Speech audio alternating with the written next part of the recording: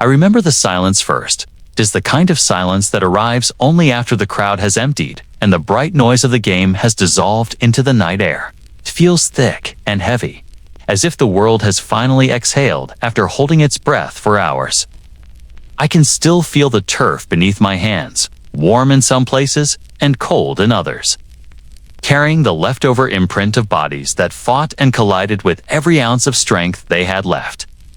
There is a scent that lingers on a field long after the game ends. It is grass mixed with rubber and sweat mixed with something metallic, a smell that becomes strangely familiar once you have lived inside it long enough. And there is always a helmet sitting on the ground at the end of nights like this. A helmet placed carefully, almost respectfully, as if the player who carried it all these years finally set it down like a verdict. I think about that helmet often. Not because of who placed it there, although that matters, but because of what that moment represents. The stillness, the finality, the quiet realization that someone has reached the end of what I have come to call the final season. The final season is not the official end of a career. It is not the moment when a player signs retirement papers or walks away under their own terms.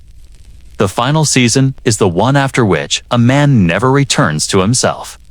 It is the season that steals something essential. Sometimes it takes mobility.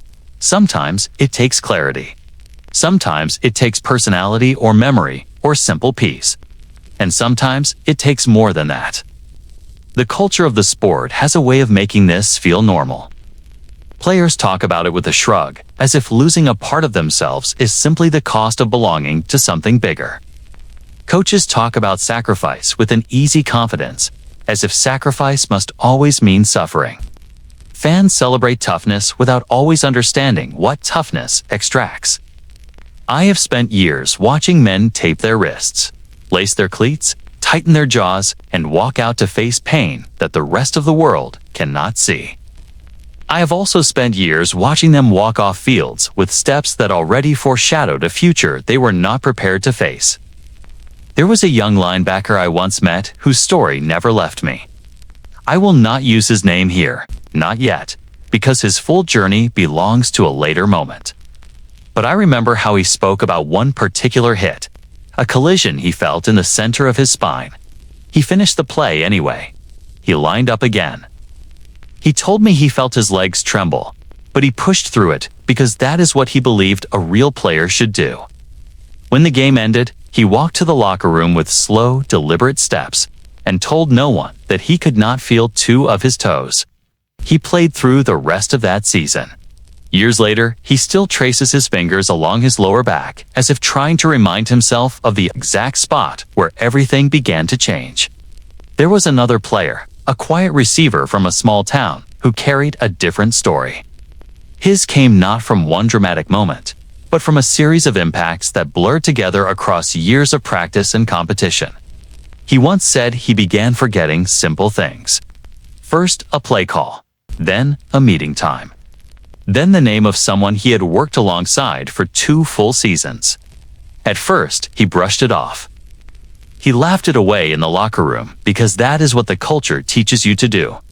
Do not admit pain. Now, do not admit fear. Do not admit that something inside you is slipping. But he told me that the laughter did not last. One night he sat in his car and stared at the steering wheel because he could not remember where he had planned to drive. His voice shook when he told me that moment scared him more than any hit he ever took. When I think about these stories, I find myself returning to a single question.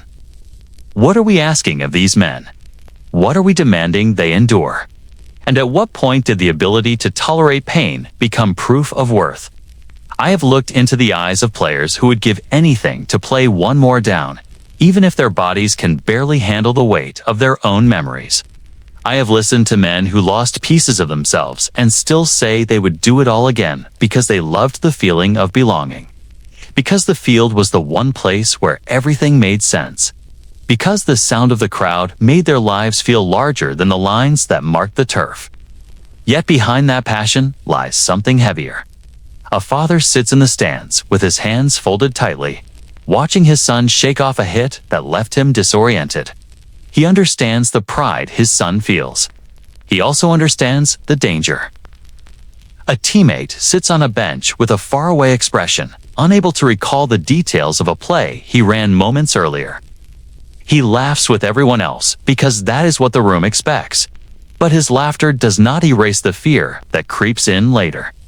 And the locker room, often described as a sanctuary, sometimes becomes a place where exhaustion and injury disguise themselves as rituals of toughness. I have spoken with families who watched their loved ones change through seasons of relentless strain. I have sat with mothers who recognized something had shifted long before their sons did. I have heard from wives who witnessed declining memory long before their husbands acknowledged it. I have listened to children talk about the days when their fathers seemed distant or angry without knowing why. And through every conversation, I have returned to the same thought. The final season rarely announces itself. It arrives quietly. It arrives slowly. And by the time a player realizes he has already crossed that invisible threshold, the damage is often deep and permanent. There is one case in particular, one story that has stayed with me more than any other. It begins on an ordinary night in an ordinary stadium. The air was cold. The game was close. The player involved seemed fine in the moment. He walked off the field. He smiled at a teammate. He went home. But what followed in the weeks after would reveal everything the culture tries so hard to hide. I will return to this story later because it deserves full attention. It is a window into the truth this documentary seeks to confront. It is the kind of story that forces you to ask how much pain a system can normalize before it collapses under the weight of what it demands. This culture does not form overnight. It is shaped by tradition and expectation. It is reinforced by praise and pressure. It teaches players to ignore their bodies in order to meet a standard that is older than they are. It convinces them that pain is a requirement for greatness and that injury is a mark of character. It asks them to keep playing until something inside them finally gives out. I have watched that process unfold again and again, and each time I find myself more unsettled by how easily we accept it. The hook of this story is not the violence of the sport. It is the quiet moments that follow. The silent walk to the locker room. The soreness that settles in long after the stadium lights shut off. The thoughts that echo in a player's mind when he realizes he is not the same man he was when the season began.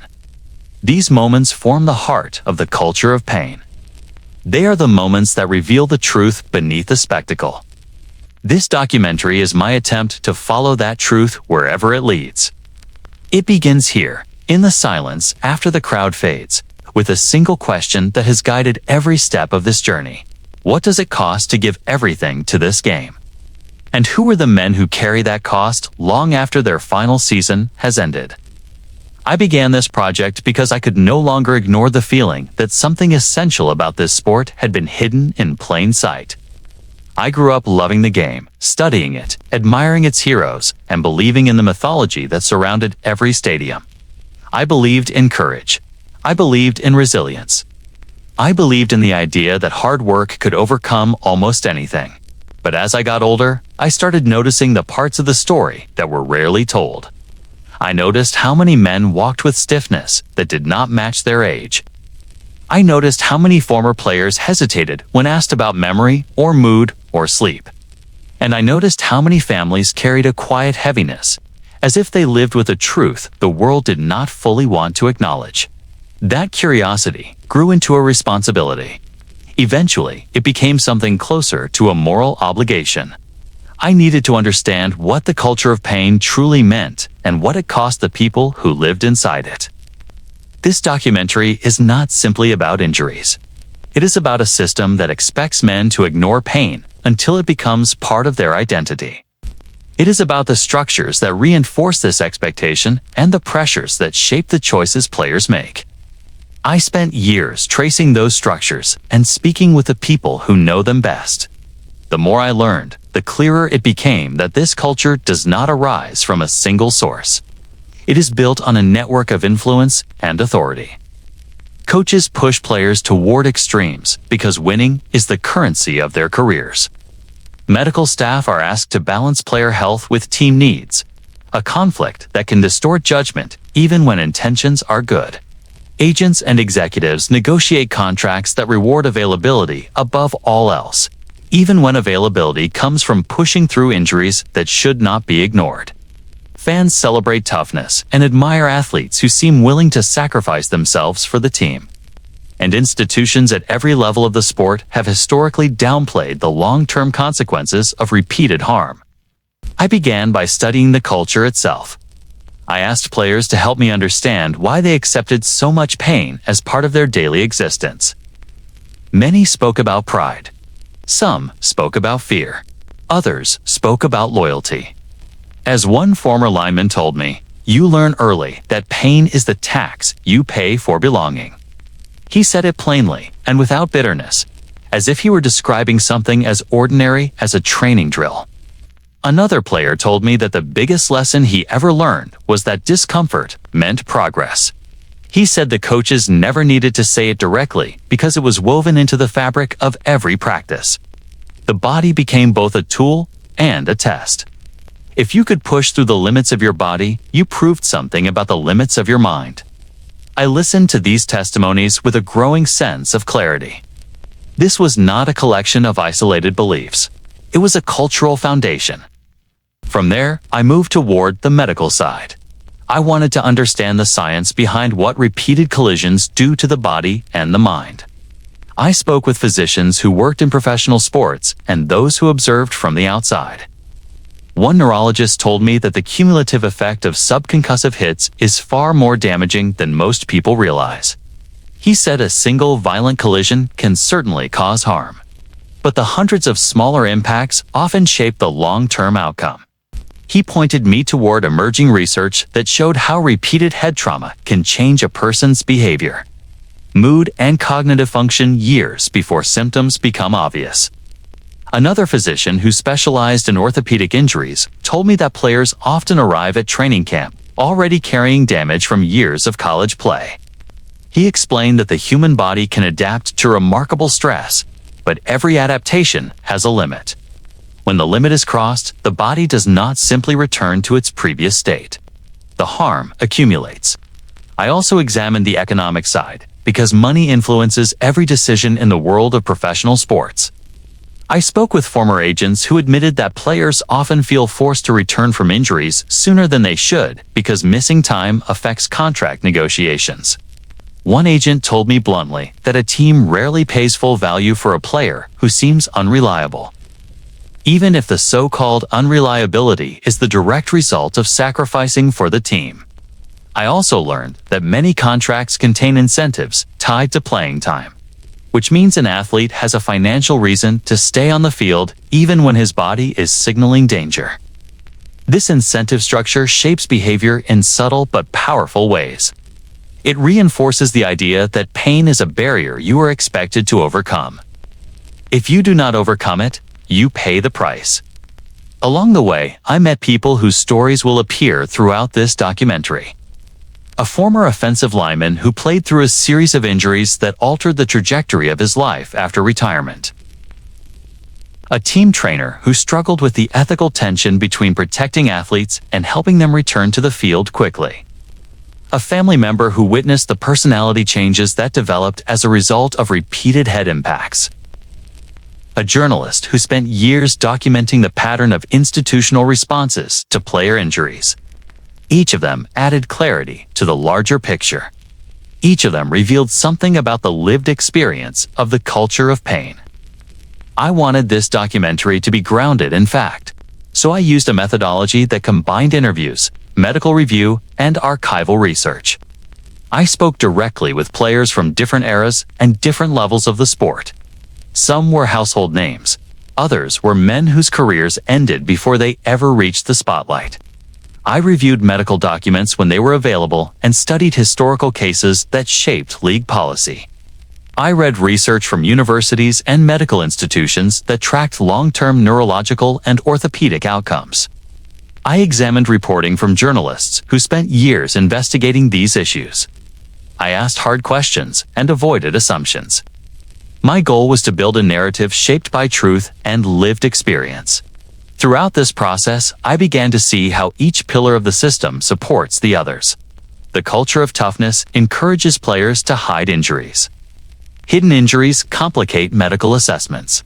Complicated medical assessments increase pressure on players to return quickly.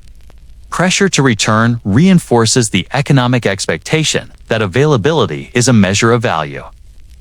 Fans, often without realizing it, praise the very behaviors that put athletes at risk. And institutions often prioritize stability and public confidence over transparency and reform. This network of forces creates a closed loop.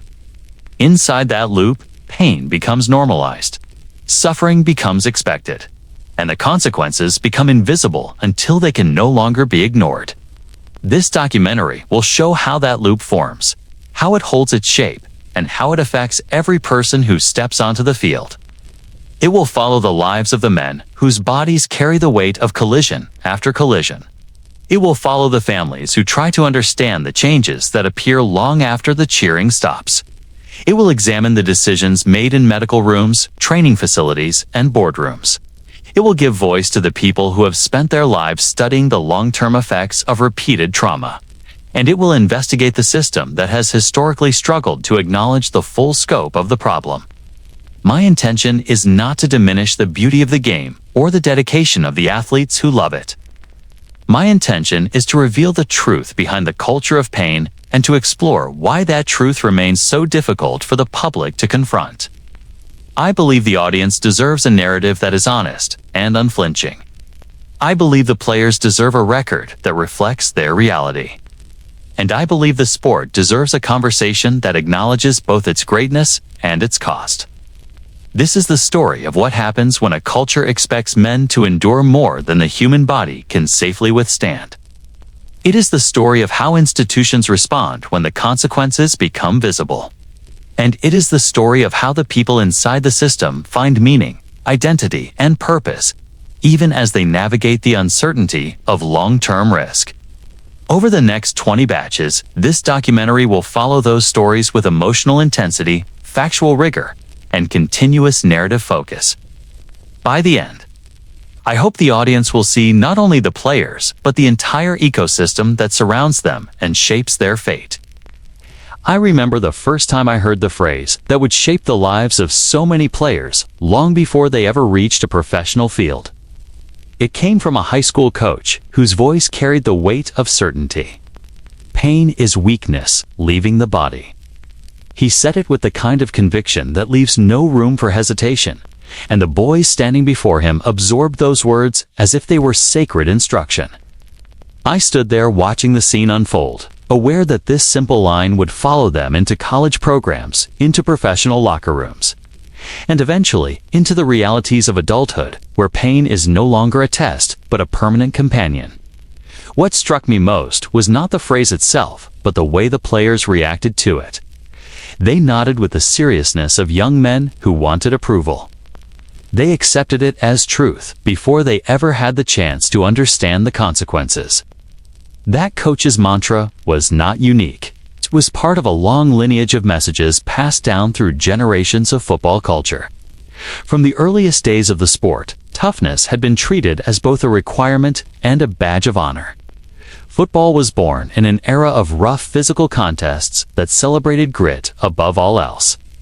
Early versions of the game were so violent that players routinely left the field with broken bones, concussions, and internal injuries. Medical knowledge was limited, and safety was considered secondary to victory.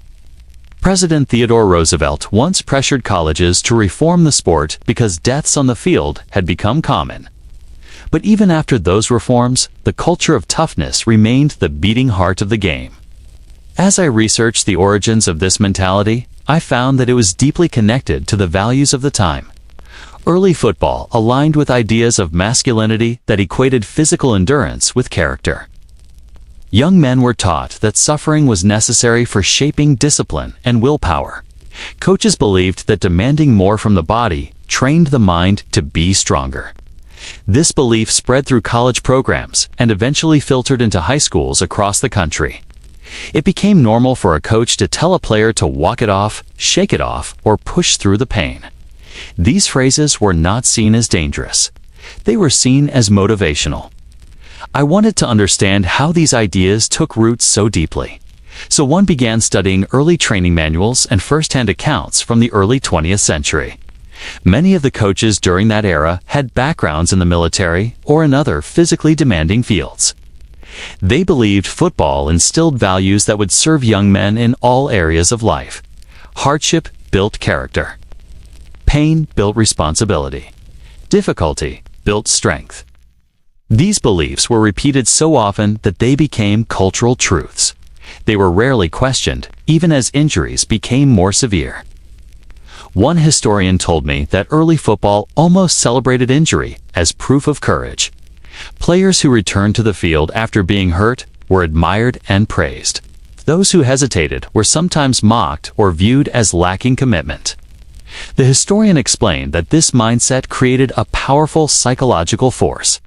Players internalized the idea that pain was evidence of devotion. A player who played through injury was not only respected, but seen as someone willing to put the team above himself. This narrative became a kind of mythology and shaped how athletes understood their roles. I thought about this mythology often as I spoke with former players, especially those who had spent years trying to live up to the expectations of their coaches. One man told me that his high school coach used to say that the body lies. He meant that when the body feels pain, it is exaggerating the situation. According to this coach, the mind could override the body if the player had enough willpower. That player carried this belief with him into college and eventually into the professional ranks. Years later, long after retirement, he admitted that he had ignored countless warning signs because he believed his mind could overpower what his body was trying to tell him. He now lives with permanent damage that cannot be undone. The belief that the body lies is one of the most damaging myths in sports. It teaches athletes to mistrust their own limits. It creates a sense of obligation to continue even when their bodies are signaling danger. It also allows coaches and institutions to justify demanding more from players than is safe. When I asked medical experts about the long-term effects of this mentality, they spoke with a clear sense of concern. One orthopedic surgeon told me that pain is the body's most important signal. Ignoring it is not a sign of strength. It is a sign of risk. Another doctor explained that young athletes are particularly vulnerable because they do not fully understand what pain means. Their developing bodies can suffer long-term harm from injuries that might be manageable if treated early. Yet despite this knowledge, the culture persists. And it persists because it is taught early. I visited several high school programs during my research and found that the messages from the coach I heard years ago still echoed in many places. Coaches encouraged players to push through fatigue, to downplay soreness, and to view discomfort as part of the process. Many of these coaches cared deeply about their players, but they had been raised in the same system. The values they passed down were the values they had inherited. They believed they were preparing their athletes for the next level, not realizing that they were also introducing patterns that could lead to serious long-term consequences. I spoke with one former high school player who remembered a moment during practice when he felt a sharp pain in his knee. He told his coach. The coach told him to try another drill. The pain intensified. The coach told him to try one more. Finally, he switched drills without telling anyone. He played through the rest of the season and ended up with a torn ligament that worsened over time. He said he did not blame his coach. He blamed the culture. He blamed the belief that speaking up about pain was a sign of weakness. He blamed the expectation that real players push through anything. It is important to understand that this culture was not created through malice. It was created through tradition. People repeated what they had been taught because they believed it produced results. Pain became a test of loyalty. Endurance became a measure of worth. And toughness became the defining characteristic of a successful player. This mentality shaped team dynamics. It shaped coaching strategies. It shaped recruitment. And eventually, it shaped the institutions that managed the sport. By the time players reach college, the expectations are even higher. College programs have more intense training schedules, larger crowds, stronger competition, and greater pressure to perform. Many college athletes have spent years viewing pain as something they should conceal. They have been praised for pushing through discomfort and rewarded for enduring strain. This mindset does not disappear when medical stakes grow higher. If anything, it becomes stronger because the rewards become larger. Scholarships, championships, and professional aspirations all depend on performance. A single missed game can feel like a threat to the future. When these players reach the professional level, the culture shifts in scale, but not in principle. Every step up the ladder reinforces the same core idea: pain is part of the job. This belief becomes so ingrained that it influences how athletes view themselves. It becomes a source of identity and pride. I met players who told me that the injuries they carried became symbols of their journey. They saw scars as reminders of battles won. They saw dislocations as memories of determination. They saw suffering as proof that they were worthy of the uniform. This mindset makes it difficult to recognize when the body is beginning to break down. It also creates an environment where institutions do not always feel pressured to intervene early. The origins of the code of toughness explain why the culture of pain remains so powerful today. It began with simple ideas about strength and character. It grew through decades of tradition. It was reinforced by coaches who believed they were preparing young men for success, and it became part of the identity of the sport itself. But understanding where it came from is only the first step. The next step is understanding how that culture became institutionalized and how it continues to shape decisions at every level of the game. There was a veteran player I once spent a long evening talking with, a man who had survived more seasons than his body ever intended to endure. He had a calm way of speaking, as if every word had been weighed before it left his mouth. When he first entered the league, younger players treated him almost like a mentor. He carried himself with quiet confidence, and people trusted him. What they did not know was that he was already hiding symptoms that would have sidelined most athletes. He told me that he sometimes felt a ringing in his ears that lasted long after a hit. He sometimes saw brief flashes of light in the corner of his vision that made him blink rapidly. He sometimes felt a heaviness in his thoughts, as if he were wading through fog. But he hid every one of these symptoms because he believed that saying anything out loud would change the way his teammates saw him. He told me that early in his career, he had watched another player admit to feeling dizzy after a collision. The room reacted with an uneasy silence. No one mocked him, but no one encouraged him either. The coaches exchanged looks, the trainers did their jobs, but the unspoken message lingered. You do not reveal weakness. You do not interrupt the rhythm of the team. According to the veteran, that moment taught him everything he needed to know. From that point forward, he learned how to smile through discomfort, how to steady himself against a locker when no one was looking, and how to memorize plays on days when his mind drifted in ways he could not explain. He said it felt safer to hide the truth than to risk the possibility of being seen as unreliable. The locker room has always been more than a place to change clothes. It is a place where identities are shaped. It is where a player learns what is expected of him long before a coach says anything. The rituals of kindness and the rituals of cruelty coexist there. Players slap each other on the back after a hard practice.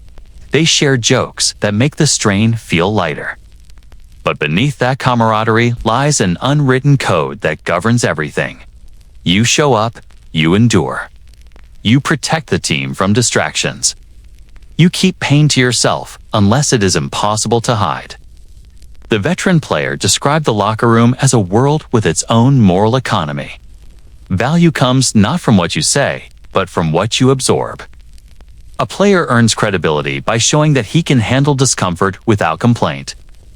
The more pain he hides, the more respect he seems to gain. The culture rewards sacrifice in a way that shapes the mind long before it shapes the body. When I listened to him describe this environment, I understood why so many players choose silence even when they know something is wrong. Speaking up can feel like breaking a vow. K can feel like betraying the trust of the people who rely on you. I asked him once if he ever considered telling the truth about his symptoms. He paused for a long moment before answering. He said he sometimes thought about saying something after particularly hard hits when the world felt as if it were tilting beneath his feet. But every time he tried to form the words, he imagined the consequences. He imagined losing his starting position. He imagined being labeled fragile. He imagined younger teammates watching him with doubt in their eyes. He imagined letting down the coaches who believed in him. That fear became stronger than the fear of physical harm. The silence became easier to maintain than the truth. This silence is not simply an individual choice. It is woven into the routines that define the locker room. A player limps past another, and the other responds with a nod that signals understanding without questions. A trainer notices a hesitation in movement, but does not press too hard if the player insists he is fine. The culture creates a barrier between discomfort and confession. It turns pain into a private language spoken in careful hints rather than explicit words. It teaches athletes that the greatest loyalty they can show is to stay on the field even when their bodies are pleading for rest. The consequences of this silence are not always immediate. They accumulate slowly, the way small cracks spread through a foundation until the structure begins to shift. I met players who carried years of hidden injuries that eventually surfaced in unpredictable ways. One told me that he could not remember large portions of his final season because he was hiding persistent nausea and headaches. Another said he avoided telling trainers about weakness in his grip because he feared it would affect his position on the depth chart. These decisions seemed small in the moment, but they contributed to long-term damage that shaped their post-football lives. The culture of silence also affects how medical issues are handled.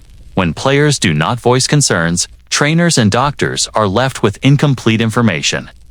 A physician once told me that one of the greatest challenges in sports medicine is that the patient often refuses to acknowledge symptoms. He explained that without honest communication, diagnosing injuries becomes guesswork. He said that an athlete who insists he is fine can transform a treatable problem into a chronic condition. But he also understood why players were reluctant to speak.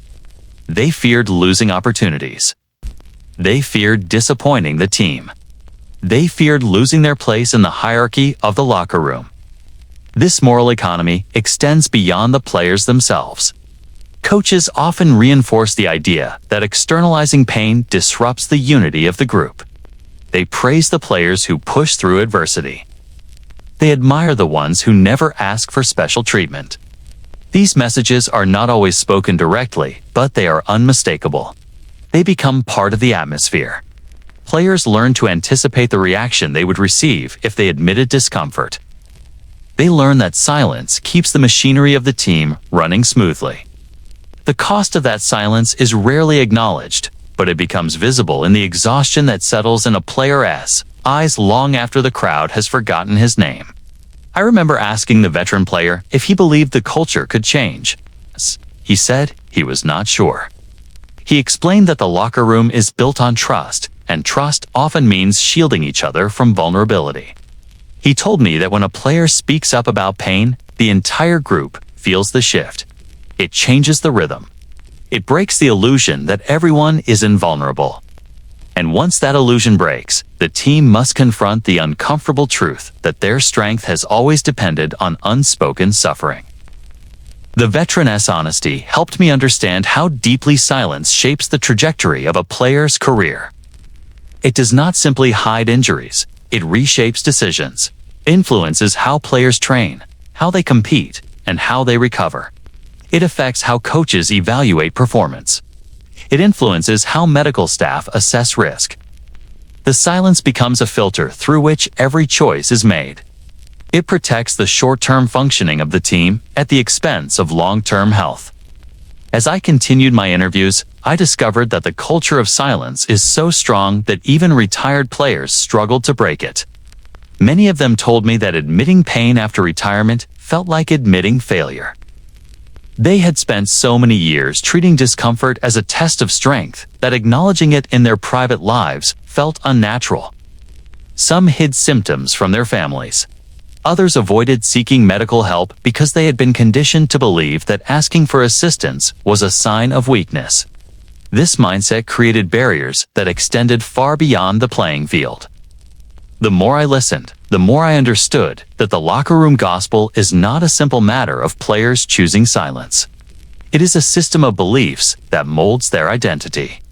It asks them to put the team above themselves in ways that are both admirable and deeply harmful. It teaches them that loyalty means enduring what should never be endured. And it convinces them that vulnerability is a burden that must be carried alone. This culture of silence does not exist in isolation. It influences every corner of the sport, including medical practices. When players hide symptoms, trainers and doctors make decisions based on incomplete information. When coaches expect athletes to power through pain, medical staff feel pressure to return players quickly. As a result, the silence of the locker room becomes the foundation upon which medical decisions are built. That foundation is fragile, and the consequences can be profound. There was an athletic trainer I met early in this project whose story revealed the uncomfortable truth about the gray space that exists between care and competition.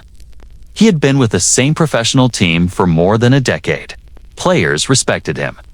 Coaches trusted him. Fans rarely knew his name, but within the organization, he was seen as the person who could keep the machine running even when its most important parts were close to breaking. He told me about a moment that stayed with him for years. It involved a star player whose presence on the field meant the difference between victory and defeat. Late in the season, during a practice that was supposed to be routine, that player took a hit that caused him to stumble. He walked it off quickly, but the trainer saw something in his eyes that signaled trouble. After practice, the player admitted that he felt a pulsing headache and a brief lapse in balance.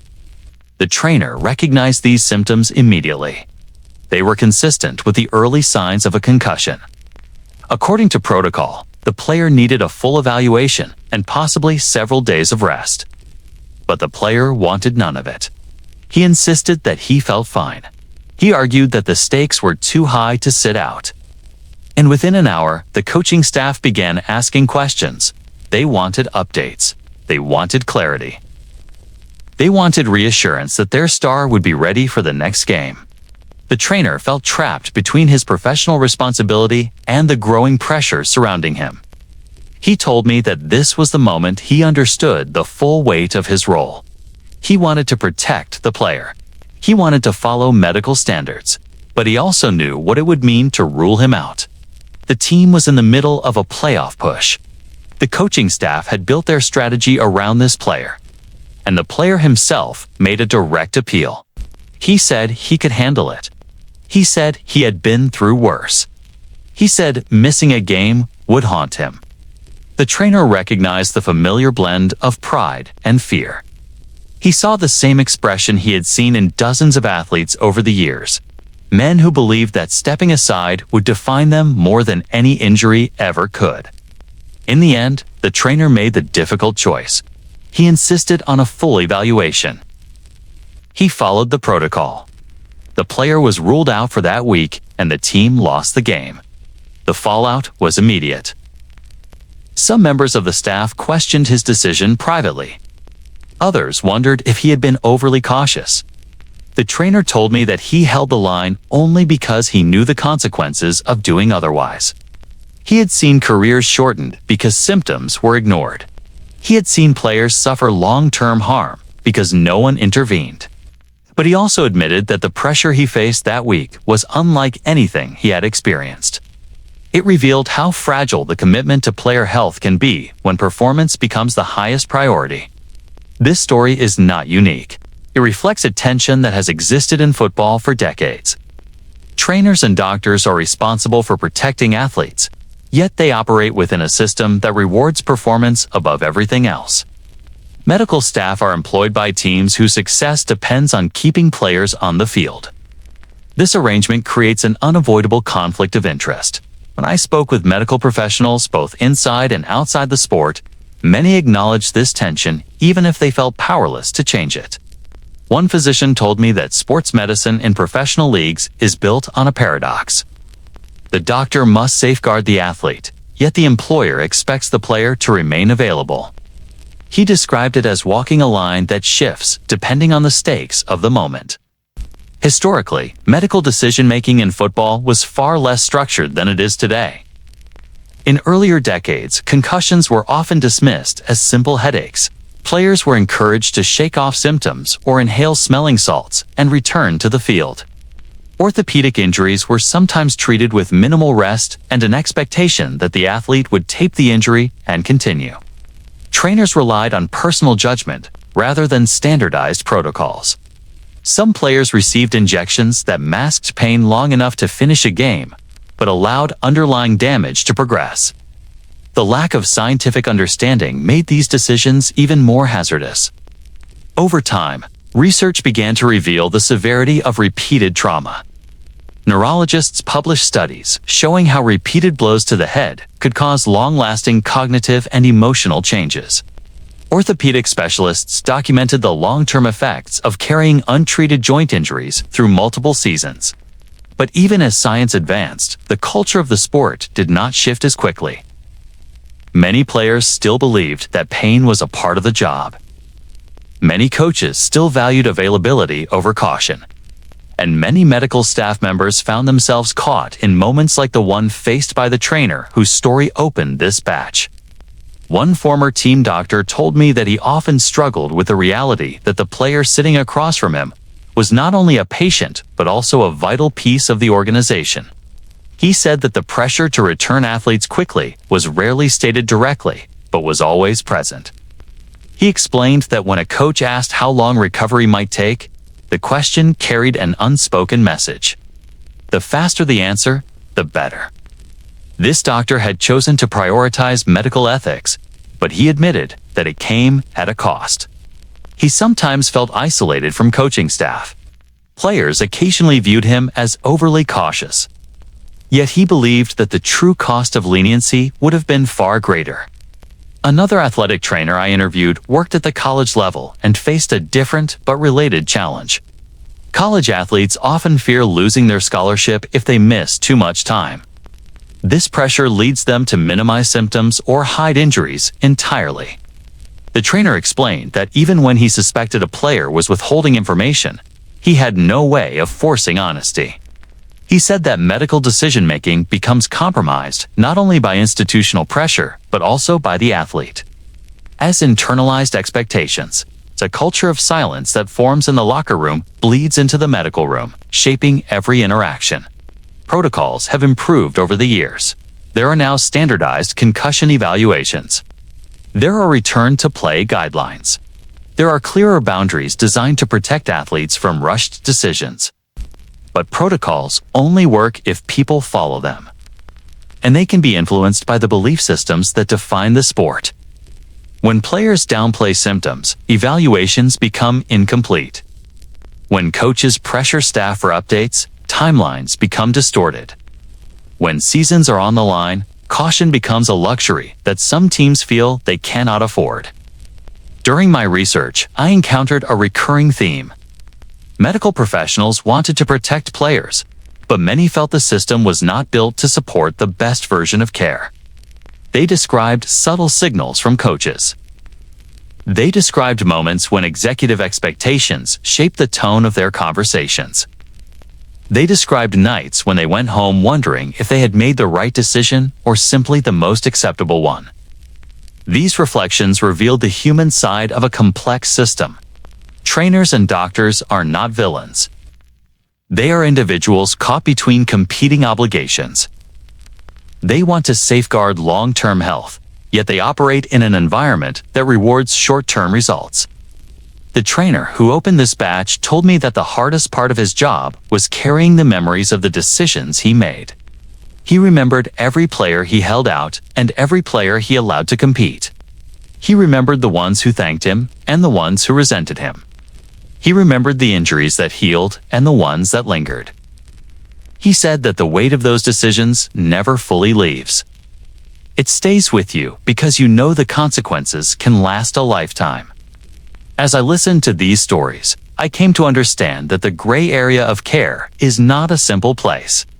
It is shaped by loyalty, pressure, science, uncertainty, and the human desire to belong. Everyone involved navigates decisions that blend compassion with responsibility. But this gray area does not exist in isolation. It is linked directly to the economic realities of the sport. Performance is tied to revenue. Revenue shapes expectations. Expectations filter down to medical decisions. The next chapter of this documentary looks at how these financial forces create pressures that influence every level of care, every training decision, and every interaction between a player and the organization that depends on him. There was a player I met who understood the financial side of the sport more clearly than most because money had shaped the most painful decision of his career. He was a wide receiver, known for his speed and for the way he could extend a play long after it should have ended. Late in one season, he strained a tendon in his leg during practice. It was the kind of injury that should have required at least 2 weeks of rest. The team medical staff recommended caution. But he had a clause in his contract that promised a significant bonus if he reached a certain number of catches by the end of the year. He was only a few receptions away. When he talked about this period of his life, he explained that the bonus represented more than money. It represented security. It represented respect. It represented the sense that all the sacrifice had been worth it. He made the choice to play. He did not tell the coaches the full extent of his pain. He convinced the trainers that the discomfort was manageable, and he convinced himself that he could handle the risk. During the next game, he played through every route with a determination that bordered on desperation. Each step sent a sharp pain through his leg, but he refused to come out. He reached the required number of receptions. He earned the bonus. And he tore the tendon so severely that he spent the next year trying to recover. When he told me this story, he said he did not regret it. But his voice carried the kind of weariness that comes from living with the consequences of a choice that never should have existed in the first place. This story is not about greed. It is about survival. Professional football careers are short. Some players last a decade. Many last only a few years. A career can end with a single awkward step or a single hit delivered at the wrong angle. Every player knows that the next play could be the one that changes everything. That knowledge shapes their decisions in ways that people outside the sport rarely understand.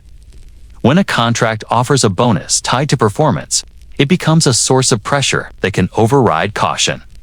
It can turn physical pain into something a player tries to ignore because the financial reward feels essential. I spoke with an agent who explained the logic behind these contracts. He said that teams use incentives as a way to control costs. They can offer a player a lower base salary and attach performance-based bonuses that shift risk from the team to the athlete. If the player stays healthy and produces, he earns more. If he cannot perform, the team pays less. The agent told me that these structures are common because teams want flexibility.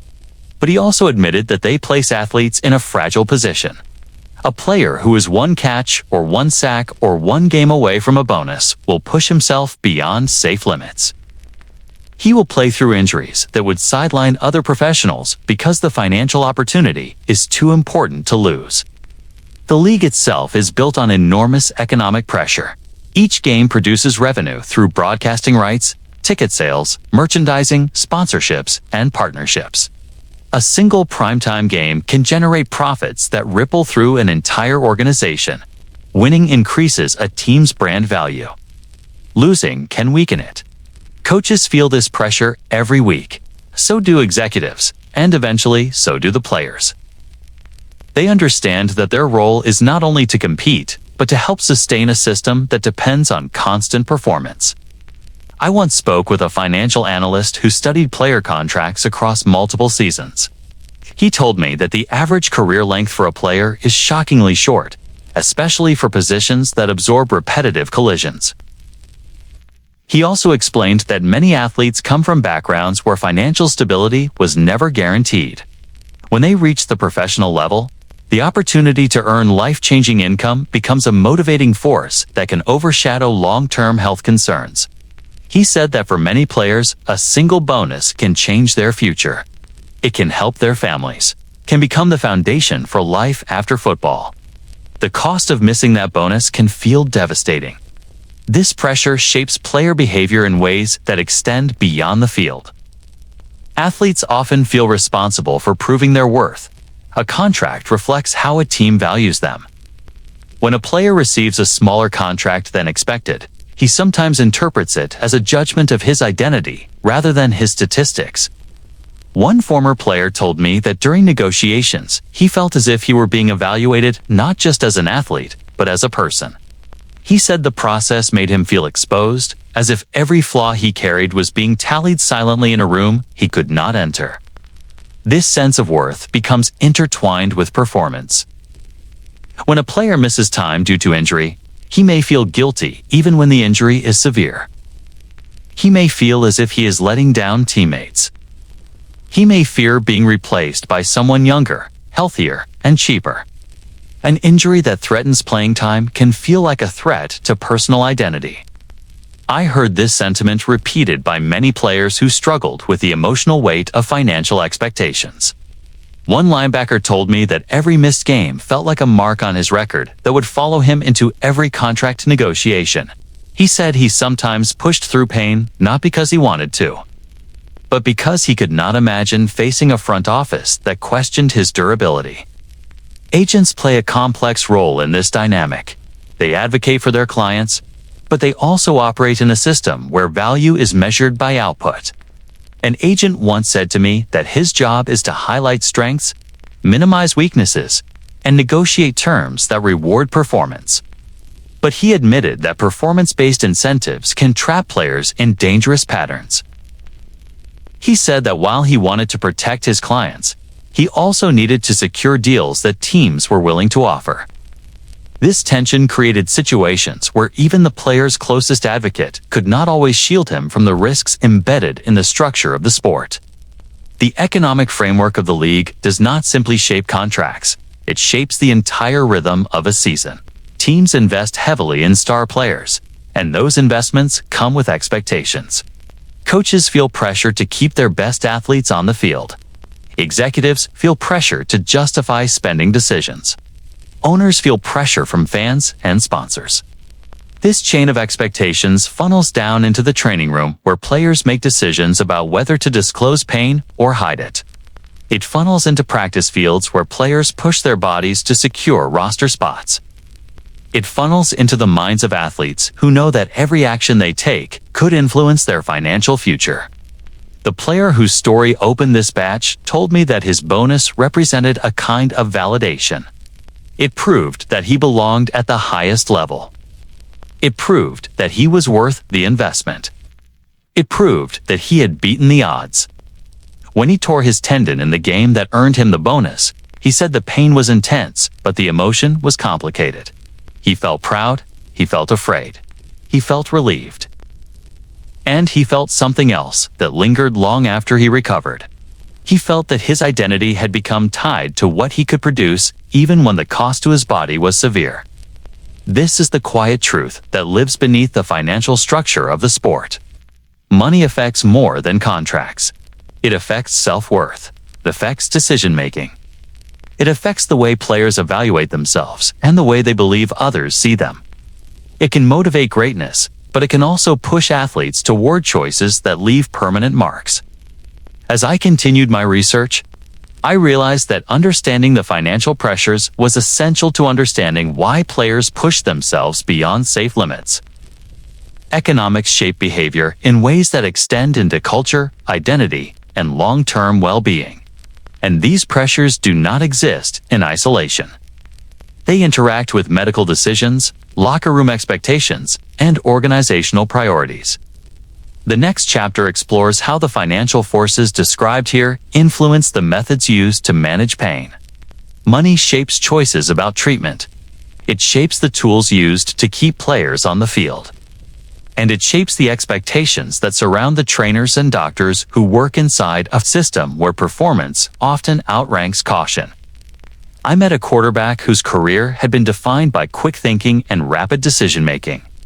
On the field, he was known for his precision, his ability to read defenses, and his uncanny anticipation of plays before they unfolded. Off the field, he was beginning to notice a troubling pattern: memory gaps. Moments where he could not recall plays he had executed hours before.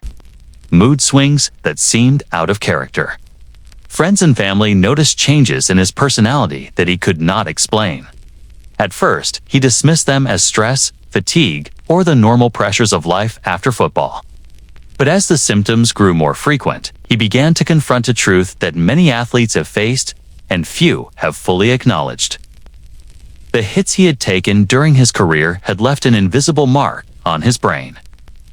Concussions have long been a hidden danger in football. For decades, they were referred to as simply getting your bell rung. Players were told to shake it off, walk it off, and get back in the game. Medical staff, coaches, and even players themselves believed that the effects were temporary. Symptoms were often downplayed or dismissed as part of the sport. I spoke with a neurologist who described the early culture surrounding concussions as one of denial and normalization. Players were conditioned to view these injuries as inconsequential. The long-term consequences were not well understood. Even when symptoms persisted, athletes were encouraged to return to play quickly to avoid letting down teammates or jeopardizing their standing in the organization. Scientific research has since painted a different picture. Chronic traumatic encephalopathy, known as CTE, is a degenerative brain disease linked to repeated head impacts. Its symptoms include memory loss, confusion, impaired judgment, impulse control problems, aggression, depression, and eventually progressive dementia. The quarterback I spoke with fit many of these patterns. His personality shifts were subtle at first, but they became more pronounced over time. He described moments where he felt detached from himself, where his reactions were unpredictable, and where he questioned whether he was capable of making rational decisions. These changes are not the result of a single hit. They emerge from cumulative trauma that accrues silently over years of competition. I also spoke with a sports historian who documented how the league initially responded to emerging research on brain injury. For decades, evidence was available but often ignored or challenged. Studies from the 1960s and 1970s suggested that repeated concussions could have serious, long-term consequences, yet public acknowledgement lagged behind scientific findings. One researcher described the institutional response as cautious, defensive, and reactive. The prevailing attitude was that admitting the full extent of the risk could harm the sport's reputation and financial stability. Policies to monitor and manage concussions were slow to develop, leaving countless players vulnerable during critical stages of their careers. The quarterback's story illustrates the human cost of this delay. He recalled games where he had been dazed, confused, and disoriented, yet still returned to play because the stakes were high. Practices were no different. Each hit, each collision, each tackle was another opportunity for trauma to accumulate. He said that while he was aware of the risks in theory, he could not fully comprehend the magnitude of the effect until years later. He noticed that his temper was shorter, that decisions he once took for granted became difficult, and that moods fluctuated with a frequency and intensity that alarmed those closest to him. These are the hallmarks of cognitive decline associated with repeated head injury. Medical professionals have struggled to understand and manage concussions because of the variability in individual responses. Some players recover quickly. Others experience persistent symptoms that can last months or years. A neurologist I interviewed explained that research into CTE is ongoing and complex. Brain trauma does not manifest uniformly. Genetics, previous injuries, lifestyle, and age all influence outcomes. Yet, despite the nuances, the pattern is clear. Repeated exposure to impacts, even those that do not result in immediate loss of consciousness, increases the risk of long-term neurological consequences. The culture of denial has also compounded the problem. Players who admit to symptoms risk being perceived as weak. Coaches who sideline a star player risk losing games and criticism from fans and media. Trainers who report concerns about long-term effects can find themselves caught between advocacy for the athlete and loyalty to the organization. I spoke with a former team physician who described the moral and professional tension of this environment. He said that for years, the priority was immediate readiness, not long-term safety. Even as knowledge increased, ingrained practices and attitudes persisted, creating situations where athletes returned to play while their brains were still vulnerable. I met another former quarterback who had developed significant cognitive and emotional changes after repeated concussions. He described feeling as if he were living in two realities. One part of him remembered his playing days with clarity and pride. The other struggled with confusion and mood instability. He said that relationships with family and friends were strained because he could not always regulate his emotions or recall critical details. He felt isolated. He felt as if the brain injury had reshaped who he was at a fundamental level. These accounts illustrate that brain trauma is not just a medical issue. It transforms identity, personality, and the capacity to interact with the world. The research trajectory around CTE and concussion management has evolved significantly. Seminal studies in the early 2000s confirmed the presence of neurodegenerative changes in former athletes' brains. Researchers found tau protein abnormalities and other markers indicative of chronic brain injury. These findings challenged decades of assumptions that brief concussions were harmless. Yet the league's policies only gradually adapted. Protocols for return to play were formalized. Baseline cognitive testing became standard, and education about symptoms improved. The latency between scientific discovery and institutional response meant that a generation of players experienced trauma without adequate protection or guidance. The quarterback I interviewed reflected on this lag. He said that understanding his own cognitive decline was complicated because there was no historical framework to interpret his experiences. He could not articulate why he felt certain emotions more intensely. He could not predict when memory lapses would occur. He could not anticipate how his decision-making might be impaired. This uncertainty is a hallmark of concussion culture. The invisible damage creates consequences that are both personal and profound. Players are often left to navigate the aftermath with limited resources and minimal acknowledgement of the scale of what they endured. Family members also bear the weight of these injuries. I spoke with a spouse who described subtle but persistent changes in her partner after repeated concussions. She said that he no longer enjoyed activities he once loved. He was quick to anger. He struggled to concentrate on simple tasks. She described a sense of loss, not just for the person he had been, but for the life they had envisioned together. This perspective underscores that the impact of brain injury extends beyond the field. It affects households, relationships, and community networks that rely on the well-being of the athlete. Denial and late institutional responses created a perfect storm for this quarterback and countless others. Early underestimation of risks, combined with systemic incentives to play through injury, compounded exposure. Players internalized the idea that toughness equated to ignoring symptoms. Coaches and organizations rewarded availability and performance. The result is a culture in which the long-term health of the brain was frequently secondary to short-term gain. Even now, years later, athletes struggle with the consequences of decisions made under these pressures. Cognitive decline reshapes life in profound ways. A quarterback may once have relied on quick analysis and pattern recognition as his primary skill set. When those faculties diminish, his sense of self is challenged.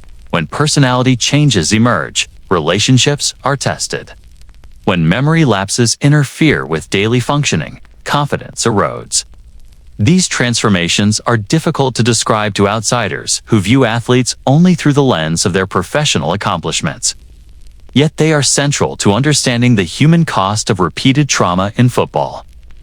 As I listened to the stories of these athletes and reviewed the trajectory of concussion research, I realized that understanding the brain requires seeing both the science and the culture that shapes exposure.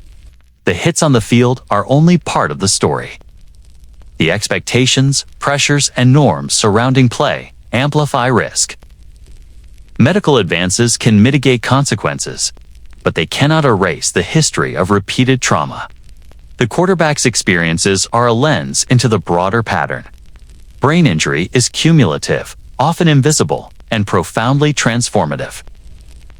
This chapter also introduces the emotional dimension of cognitive decline. Athletes must reconcile their past achievements with present limitations. They must confront identity shifts they cannot control. They must navigate relationships altered by mood and memory changes. These struggles are rarely recognized in the public discourse about football, yet they form the heart of the personal cost borne by players who dedicated themselves to a culture that prioritized performance over preservation. The quarterback's story sets the stage for the next chapter, where we examine how repeated injuries, physical and neurological, accumulate over a career to reshape not just health, but personal identity. Understanding the brain is inseparable from understanding the totality of the culture that demanded relentless endurance, performance under pressure, and acceptance of risk. The consequences are lifelong, echoing long after the final whistle, affecting decisions, relationships, and the ability to define self beyond the game. I met a player whose Sundays were defined not only by what he did on the field, but by the rituals that allowed him to be there at all. He had a long history of shoulder and knee injuries. By mid-season, he could barely lift his arm without a sharp ache, and every step sent a wave of pain through his joints.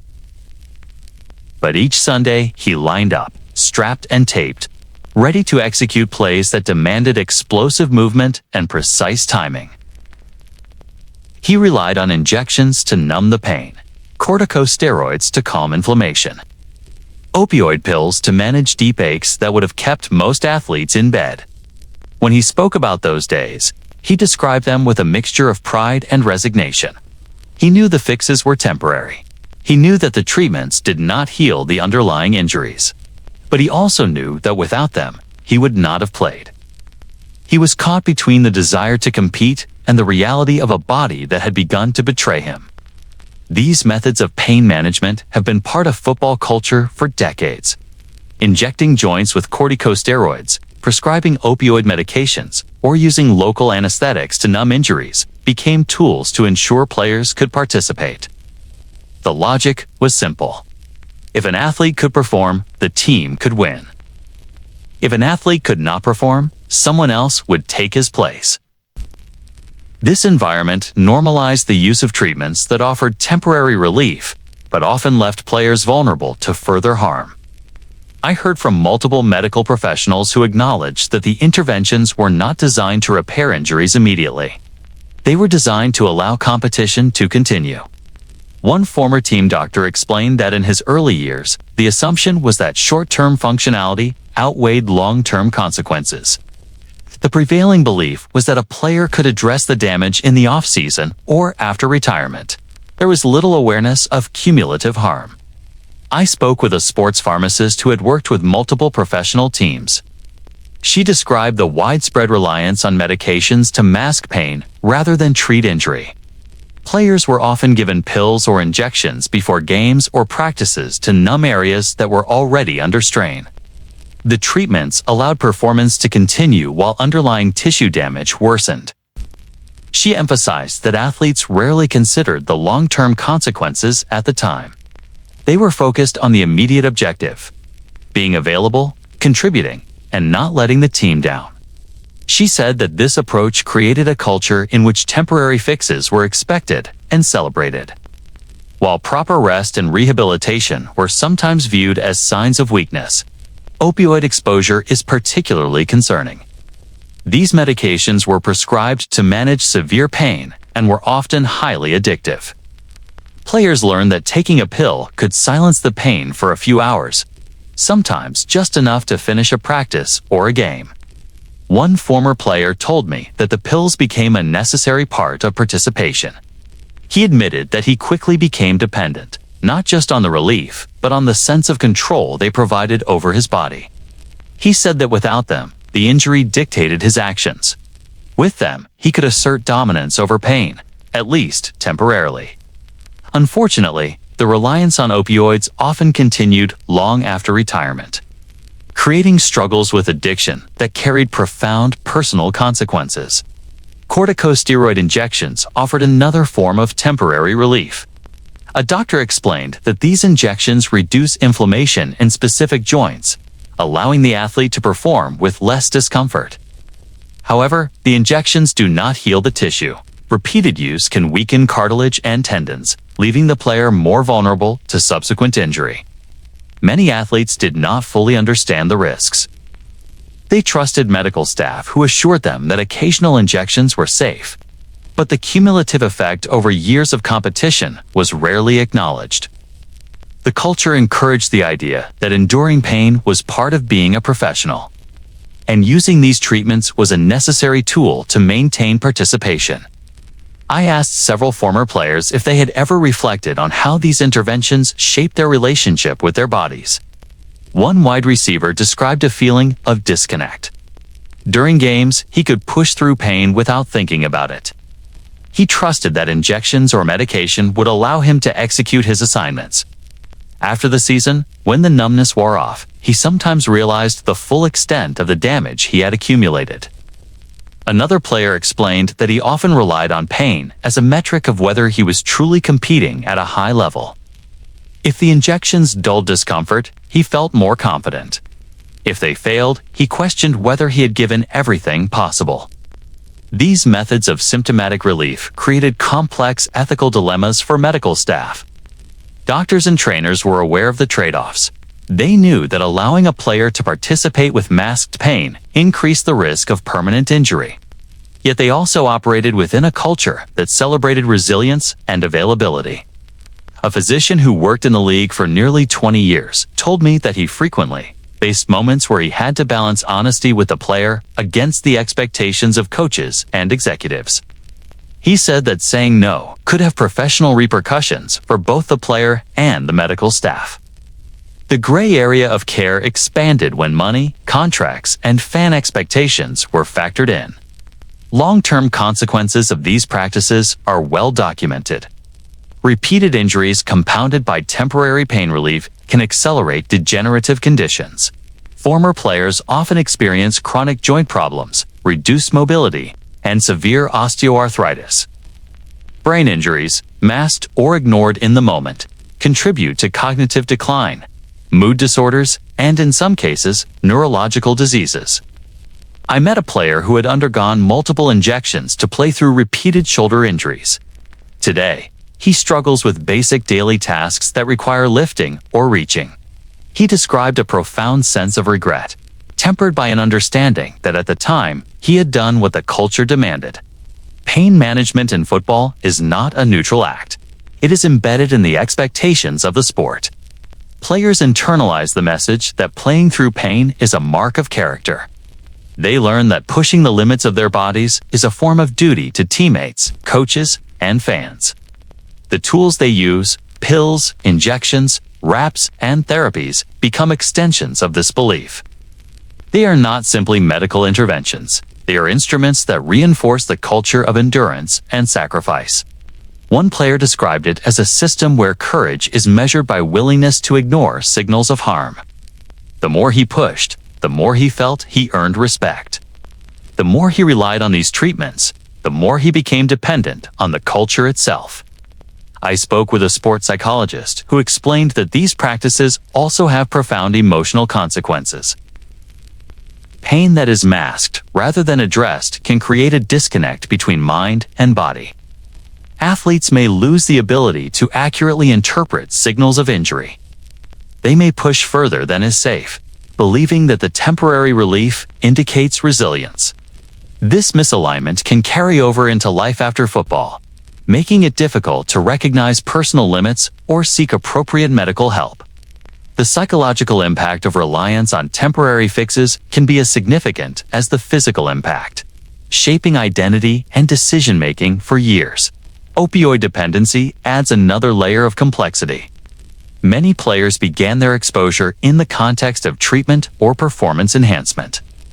Once the reliance became habitual, withdrawal created a different kind of pain. Former players told me that leaving the game did not always mean leaving the medication behind. They described cycles of seeking relief, negotiating dosage, and struggling with the knowledge that the tools which had allowed them to compete were now a source of harm.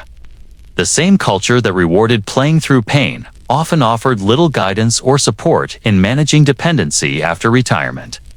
Ultimately, these practices highlight the tension between short-term performance and long-term well-being. A player can step onto the field feeling unstoppable with injections and medication, but the cost is deferred. Pain is temporarily silenced, not eliminated. Injuries progress, chronic conditions emerge, lives are reshaped. And yet, the culture reinforces the idea that enduring this pain is heroic. When I listen to the stories of players, trainers, and medical professionals, I realize that pain management is not simply a medical concern. It is a moral, cultural, and psychological issue that touches every aspect of a player's experience. As I reflected on this reality, I understood that the path from symptomatic relief to chronic dependency is often subtle. A pill for a headache today may evolve into a reliance on opioids. A joint injection today may contribute to permanent tissue damage. Each choice is framed by the expectation that the player must be available at all costs. Over time, these decisions accumulate, shaping not only the body, but the mind. They create a landscape in which performance is demanded, even as health is gradually eroded. The player whose story began this batch told me that, in hindsight, he recognized the risks, but also acknowledged the pressures that had led him to that moment. He had followed the instructions of medical staff, met the expectations of coaches, and fulfilled contractual obligations. He had played through pain because the system rewarded doing so. Yet he admitted that the long-term consequences were profound. He said that understanding this duality was essential to understanding the culture itself. A culture where enduring pain is valorized, where temporary fixes are expected, and where long-term health is often sacrificed for immediate results. This chapter sets the stage for what comes next. The reliance on pills and injections is not an isolated problem. It connects directly to the structural pressures of contracts, team dynamics, and identity. It shapes how players relate to their own bodies, their teammates, and the institutions that define their careers. The next segment explores how this cumulative pressure, both internal and external, contributes to chronic injury and long-term consequences that follow athletes well beyond the final whistle. I remember the running back I first met in the quiet of his living room. He had been a star in his day, known for explosive bursts, sharp cuts, and the ability to change a game in a single play. Yet when he spoke about his final season, he did so with a combination of nostalgia and subdued grief. That season was not memorable for highlights or records. It was memorable for the permanent changes that were becoming impossible to ignore. His legs no longer responded the way they had. Sharp pains radiated with every step. He struggled with balance and mobility. What had once been an asset, his body now felt like a prison that reminded him daily of the cost of his career. That final season, he explained, was a turning point in more ways than one. He could no longer hide the injuries accumulated over years of hits, collisions, and overexertion. His energy was diminished, and the games that once felt exhilarating became exhausting. Yet he continued to play because the culture he had internalized valued toughness above all else. Leaving the field was not simply a professional decision. It was a moral and emotional conflict. To step away felt like admitting that he could not meet the standard he had once embodied. In his mind, the final season was the season when the consequences became undeniably visible. When the body refused to cooperate, and when the self he had known was irrevocably altered, he was not alone. In my interviews and research, I encountered numerous players who described their last season in similar terms. One wide receiver spoke of knees that buckled, tendons that throbbed, and shoulders that refused full rotation. He described a sense of foreboding with each practice. Every step was a reminder that his career was ending not with fanfare or choice, but with the unavoidable deterioration of his body. Another linebacker recounted that by the final games, he could no longer execute routes or tackle with the intensity that defined his career. He played on instinct and adrenaline, but both were in short supply. These stories coalesced into a pattern. The final season often marks the beginning of permanent decline, a threshold between the peak of athleticism and the onset of chronic impairment. Medical assessments corroborate what players experience subjectively. Studies on retired professional athletes consistently show higher rates of joint degeneration, osteoarthritis, and musculoskeletal injuries compared to the general population. One research study found that former football players are twice as likely to require joint replacement surgery before the age of 50. Concussions and repetitive trauma contributes further, leading to cognitive changes, memory impairment, and mood disorders. The final season often acts as a prelude to these challenges, the point at which accumulated injuries reach a tipping point.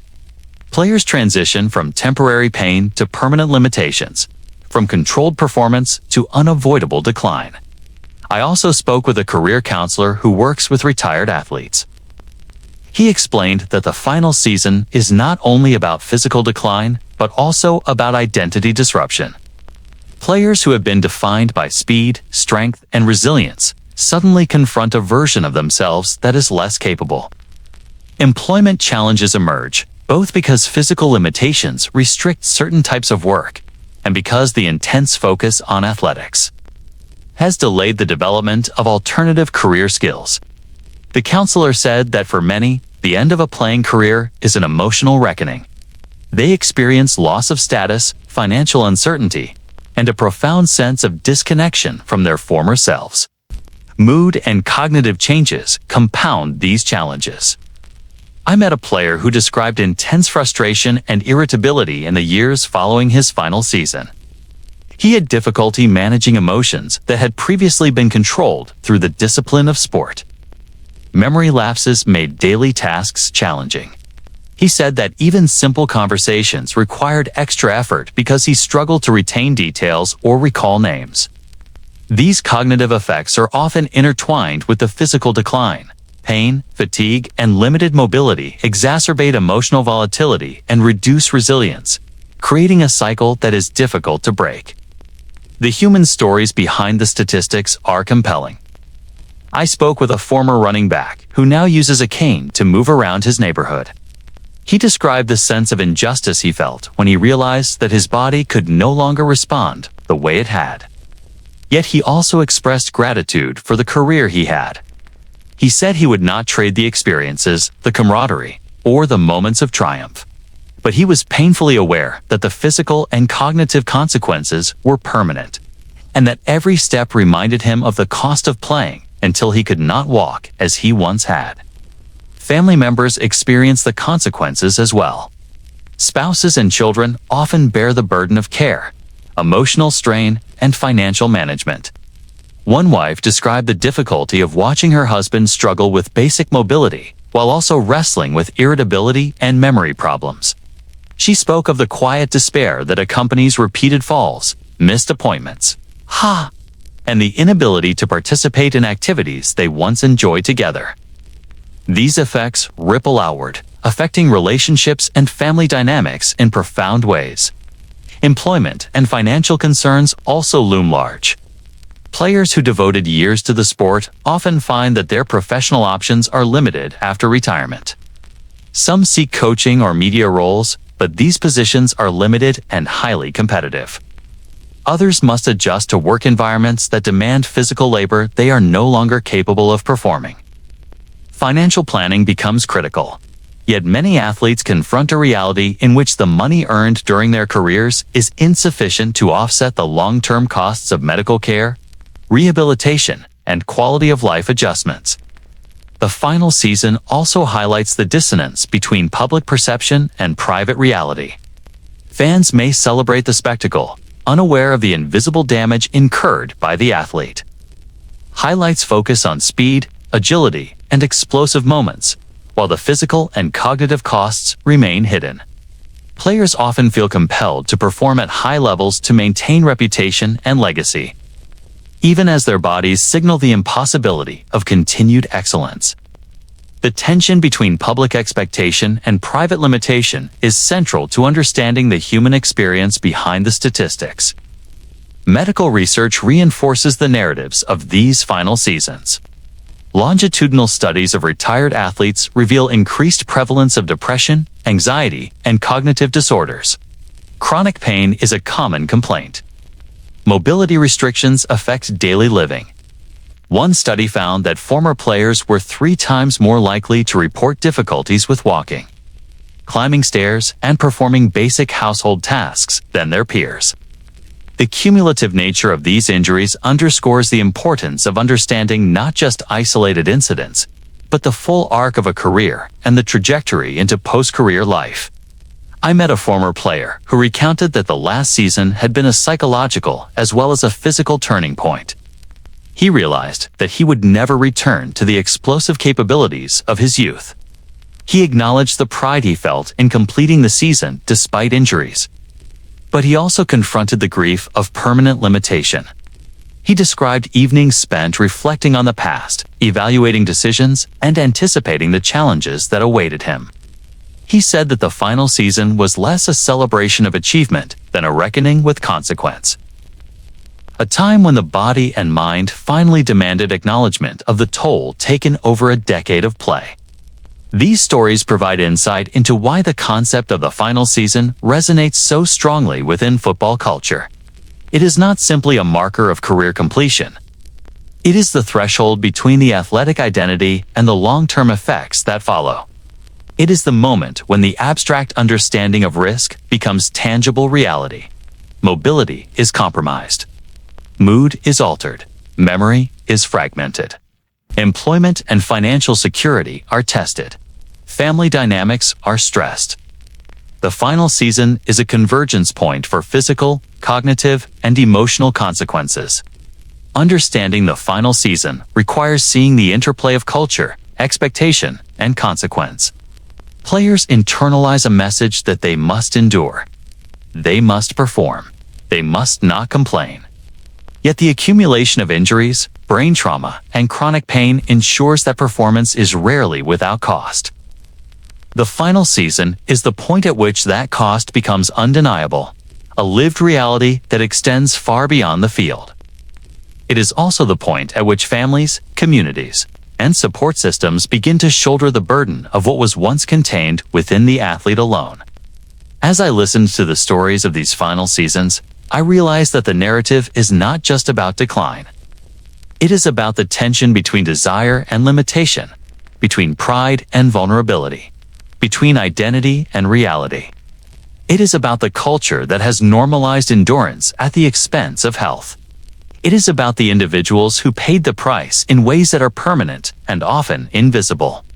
These are the lessons that must be understood before we can consider solutions, support systems, or policy changes. The final season of a player's career is not a conclusion in the traditional sense.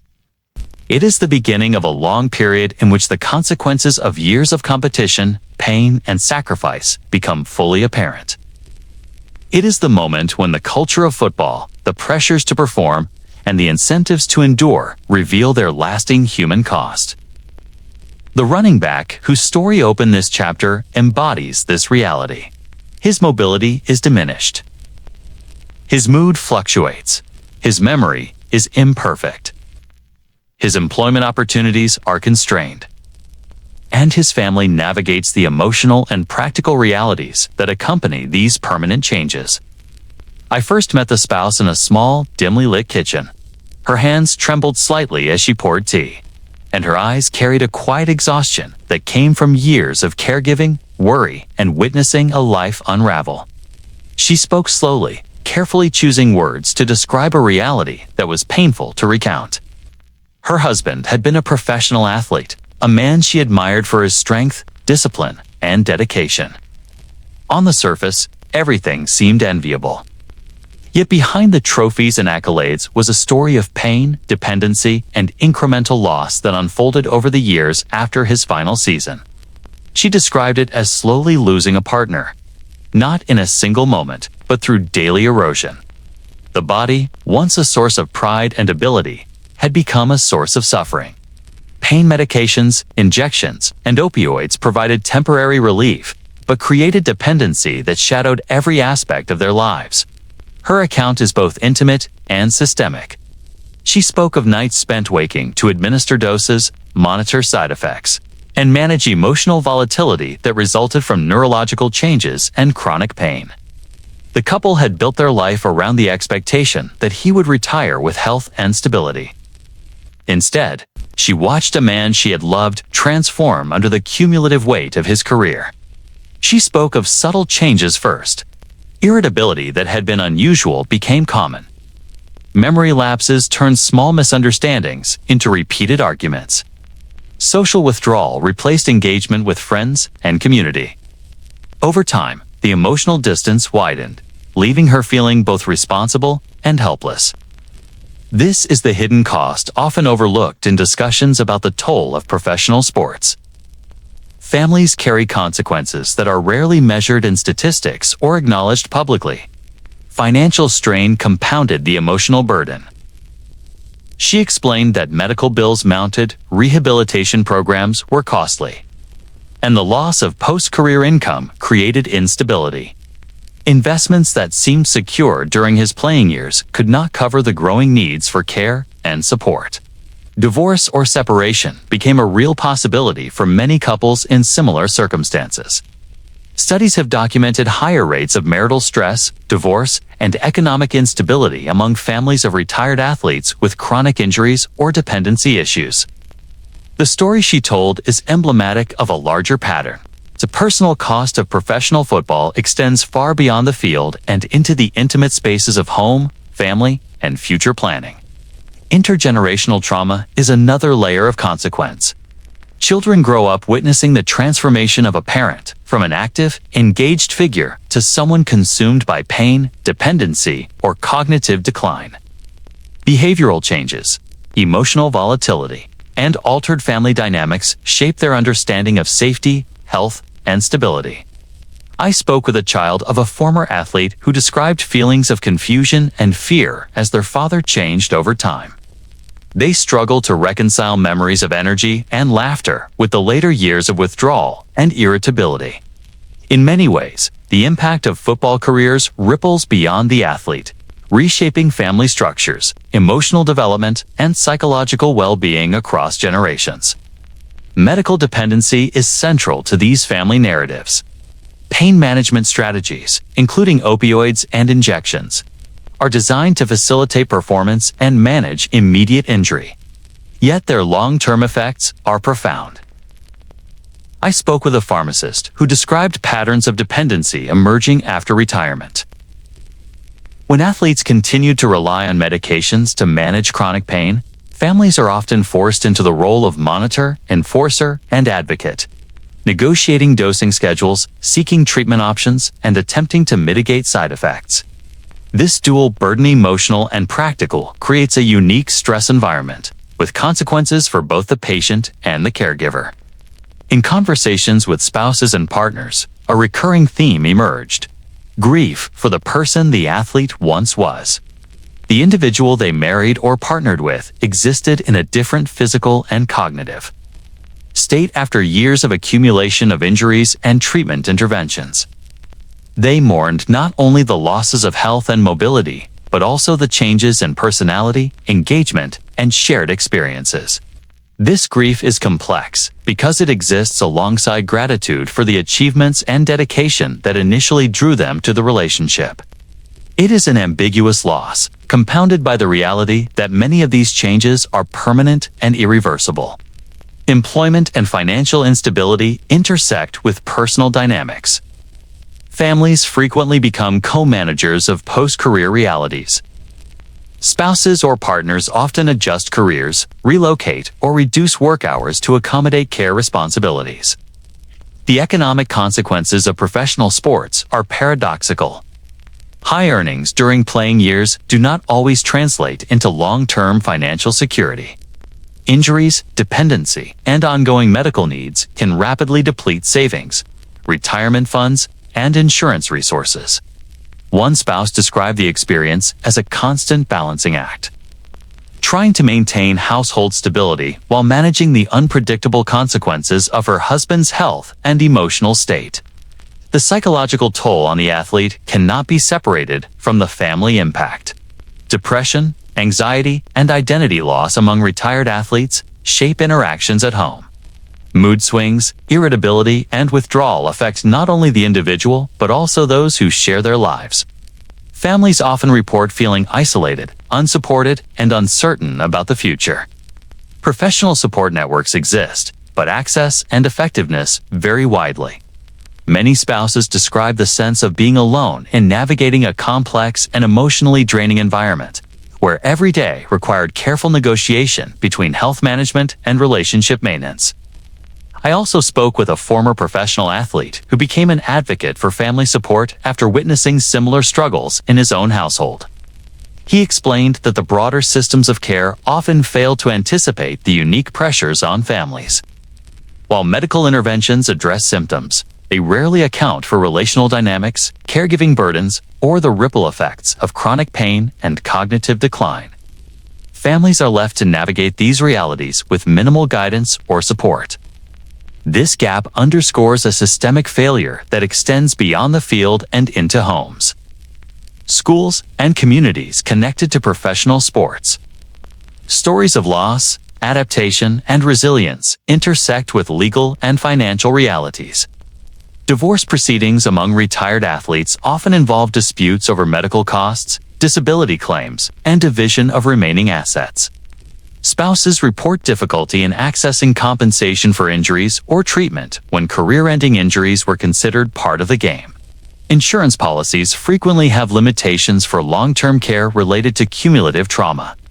These legal and financial complexities intensify the personal challenges faced by families and add layers of stress that are rarely acknowledged publicly.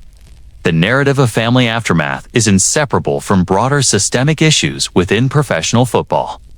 Intergenerational consequences are not only psychological, but also behavioral. Children internalize coping mechanisms, emotional regulation strategies, and attitudes to ward risk from the adults around them.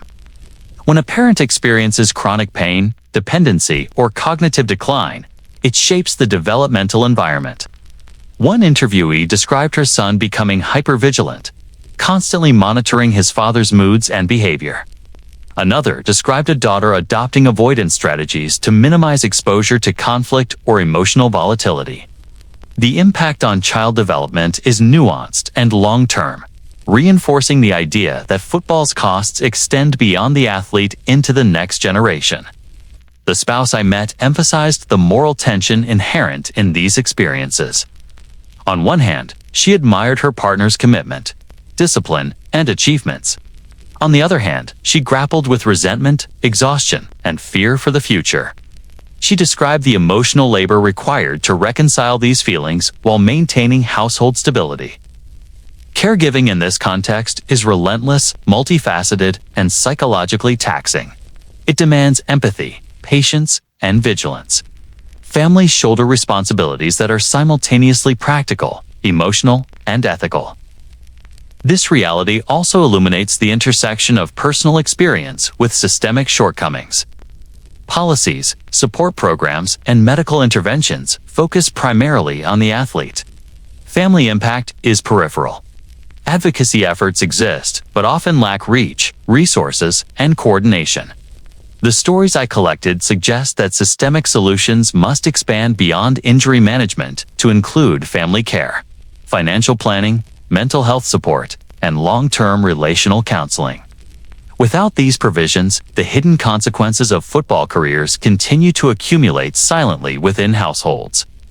Spouses and family members often become the first observers of decline, the ones who notice early signs of mood changes, dependency, or cognitive impairment. Their perspectives are critical for understanding the trajectory of post-career challenges. Yet these voices are frequently underrepresented in research and policy discussions.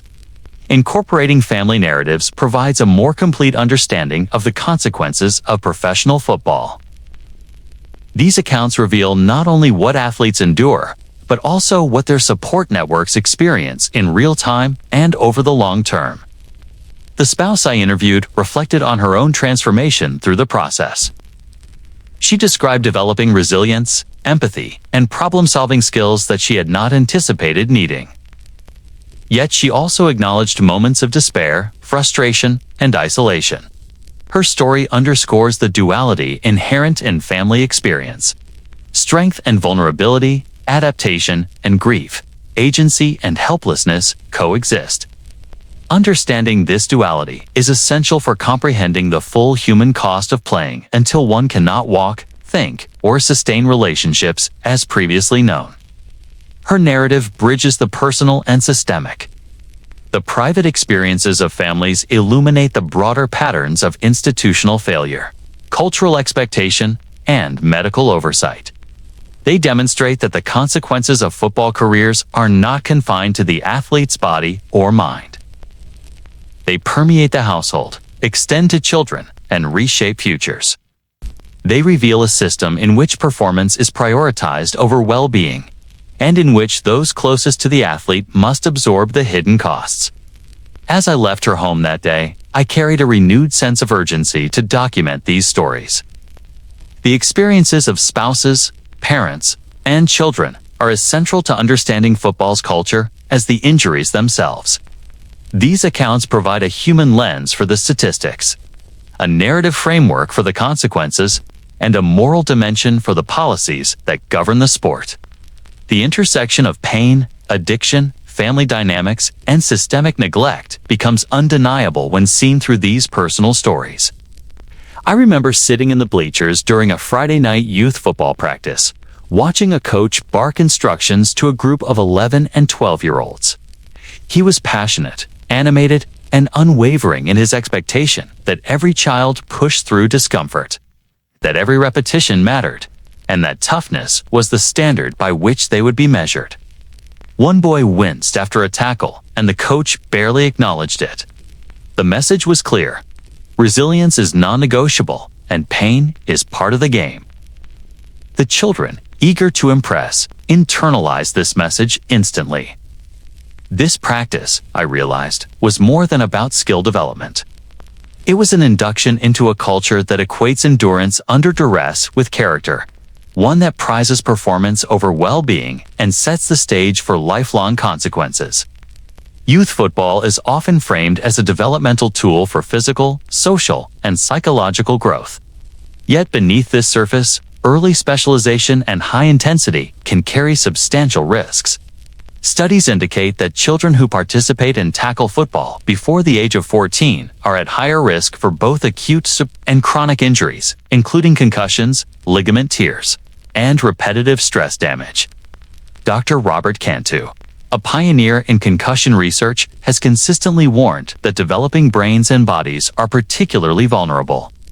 He has stated that exposure to repetitive head trauma during critical developmental windows can lead to long-term neurological deficits and predispose athletes to early cognitive decline.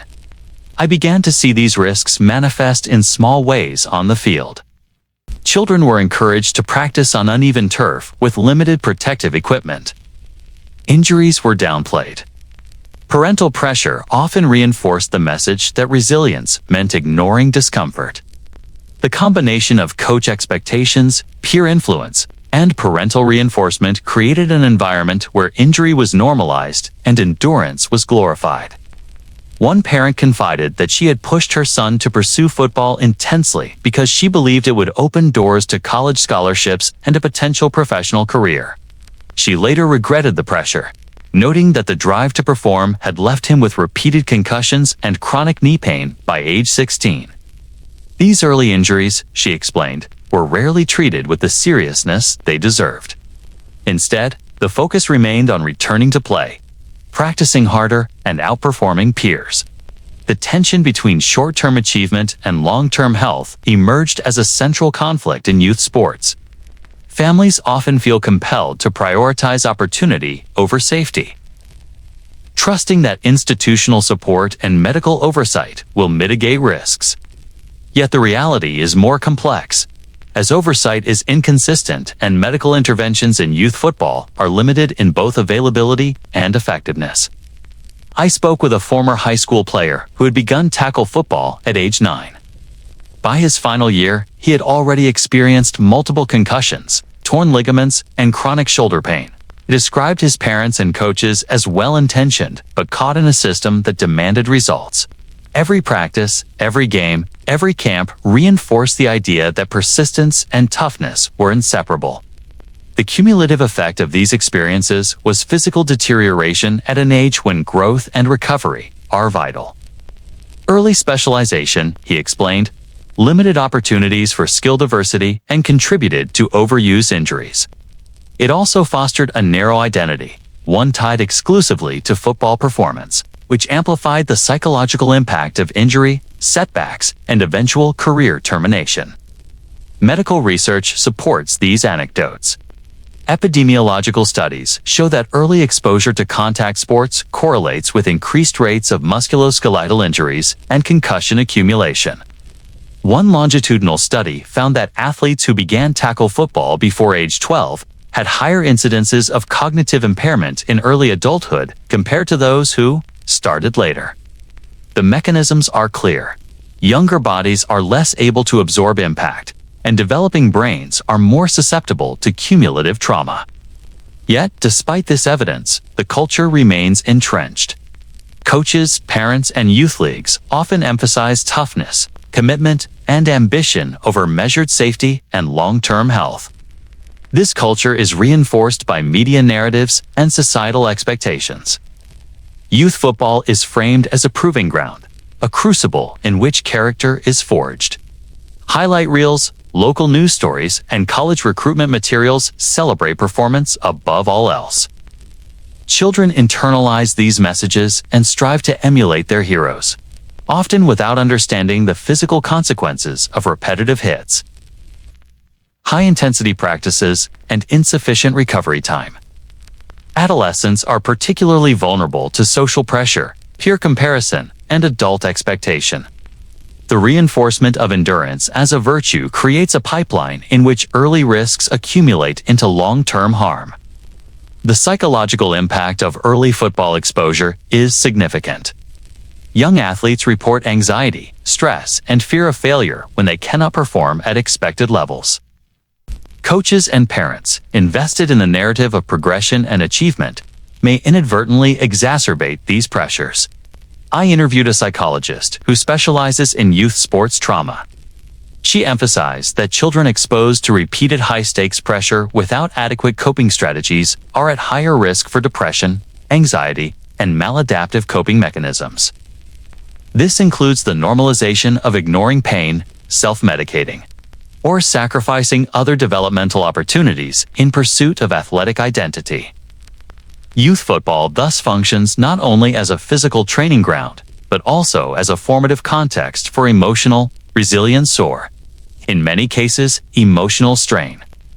Another consequence is the narrowing of identity. Children encouraged to specialize early often define themselves solely by athletic performance. When injuries or limitations arise, the psychological fallout can be severe. I met a former high school player who struggled with depression after his final season, citing early exposure to repeated injuries as a catalyst for identity crises. His parents and coaches had emphasized football as a pathway to success, yet he faced a stark reality in which his body and opportunities no longer aligned with expectation. Early specialization, while culturally celebrated, can inadvertently set young athletes on a trajectory that magnifies the physical, cognitive, and emotional consequences of high performance. Parental decision-making is also a critical factor. Many parents view early participation as a means of discipline, college preparation, and social advancement. They trust coaches, medical staff, and institutional guidelines to balance performance with safety. Yet systemic oversight is uneven. Youth leagues vary widely in concussion protocols, practice limits, and safety enforcement. Coaches may lack medical training or incentive to enforce rest periods. Parents may not have full access to medical assessments or accurate risk information. The result is a complex interplay of individual decision-making and systemic vulnerability that disproportionately affects developing athletes. Early exposure also shapes expectations for later life. Athletes internalize messages about resilience, endurance, and pain management from youth football onward. The behaviors and norms established in these formative years propagate throughout high school, college, and professional levels.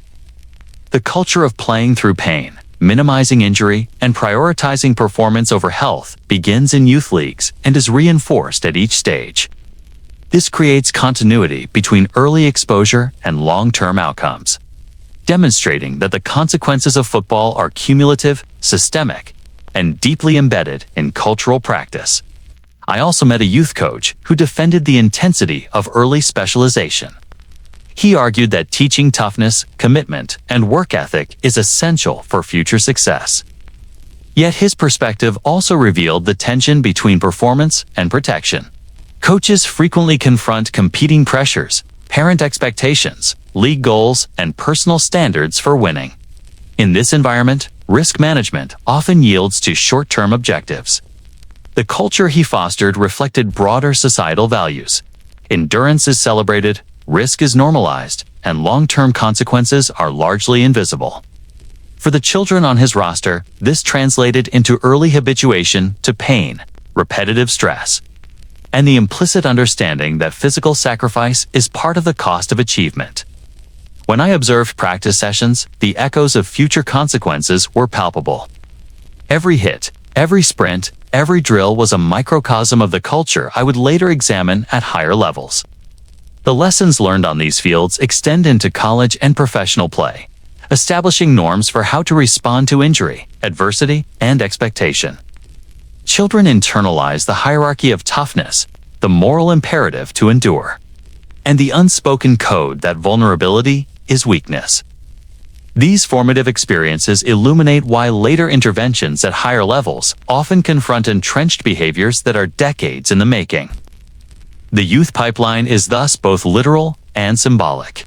It establishes the physiological foundation for athletic performance while simultaneously shaping psychological resilience, social norms, and cultural expectations. Injuries, dependency, and cognitive strain begin early and accumulate over time. The narratives of players, parents, and coaches reveal a system that prioritizes immediate results, performance metrics, and character formation over long-term health and well-being. Understanding this pipeline is critical to understanding the full arc of football culture, from childhood fields to professional stadiums, and the human consequences that follow. The anchor story of the coach pushing for early specialization illustrates the complexity and pervasiveness of the system. Children are taught to endure. Parents are complicit through encouragement and expectation. Medical oversight is limited. Risk is normalized. The foundation for a lifetime of pain, cognitive risk, and identity challenges is laid in these formative years. Early exposure is not isolated. It sets a trajectory that carries athletes through high school, college, and professional play, embedding a culture that valorizes endurance over preservation, resilience over rest, and achievement over well-being. I first saw the clip on social media. A player went down after a collision, writhing in obvious pain, yet he lifted himself to his feet, walked back to the huddle, and completed a play that led to a touchdown. The commentators praised his toughness. Fans flooded the feeds with admiration, and the highlight went viral within hours. The framing was clear. Heroism equals sacrifice. Endurance is noble, and pain is a spectacle worthy of celebration. I remember feeling unsettled as I watched it, realizing that admiration for the performance obscured the consequences for the body.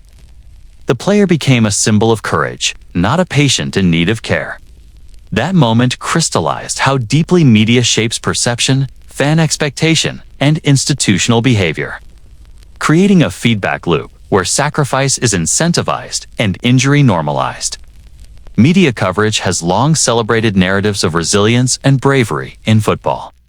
Headlines glorify comeback stories, feature dramatic accounts of athletes playing through injury, and emphasize the spectacle of performance over the subtle realities of risk and consequence. This framing influences both fans and participants. I spoke with a sports journalist who explained that media thrives on tension, drama, and heroism. Athletes who continue to play despite pain generate ratings, engagement, and revenue. The stories are compelling because they appeal to cultural ideals of masculinity, perseverance, and dedication. Yet the same narratives often obscure the systemic pressures that encourage risky behavior, creating a culture in which injury is expected, minimized, and valorized. The economic incentives behind media coverage are significant. Networks, publishers, and digital platforms compete for attention, and highlight reels featuring moments of physical heroism perform exceptionally well. Viewership spikes when audiences witness athletes overcoming injury or demonstrating toughness in the face of adversity. Ratings drive advertising revenue, and the spectacle of endurance becomes commodified.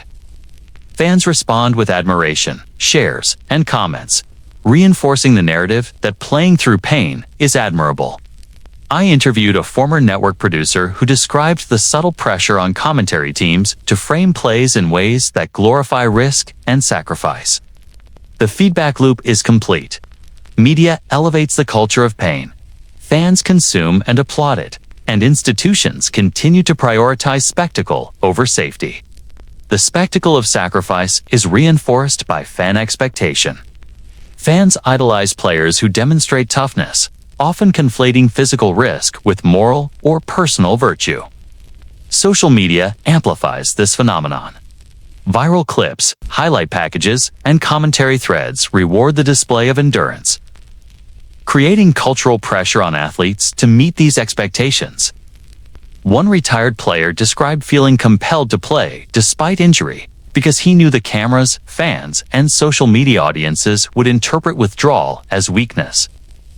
The culture of admiration for sacrifice discourages honest disclosure of symptoms, fosters normalization of pain, and pressures athletes to prioritize public perception over personal health. The framing extends to narratives surrounding recovery and rehabilitation.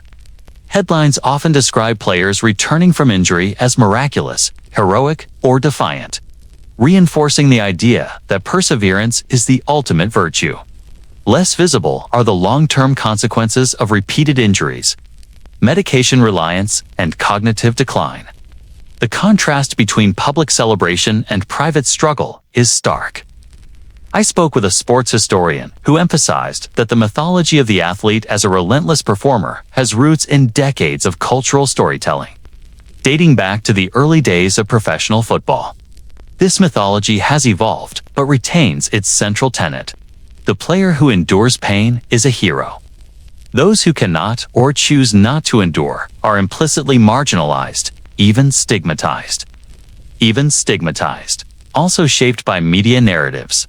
Teams, leagues, and medical staff operate within a system where public perception matters. Positive coverage of players performing despite injury can generate increased ticket sales, merchandising, and brand loyalty. Negative publicity for cautious medical protocols or missed games can create pressure to expedite returns, often at the expense of athlete health. I interviewed a team physician who described the tension between adhering to medical best practices and navigating expectations from ownership, coaching staff, and the media.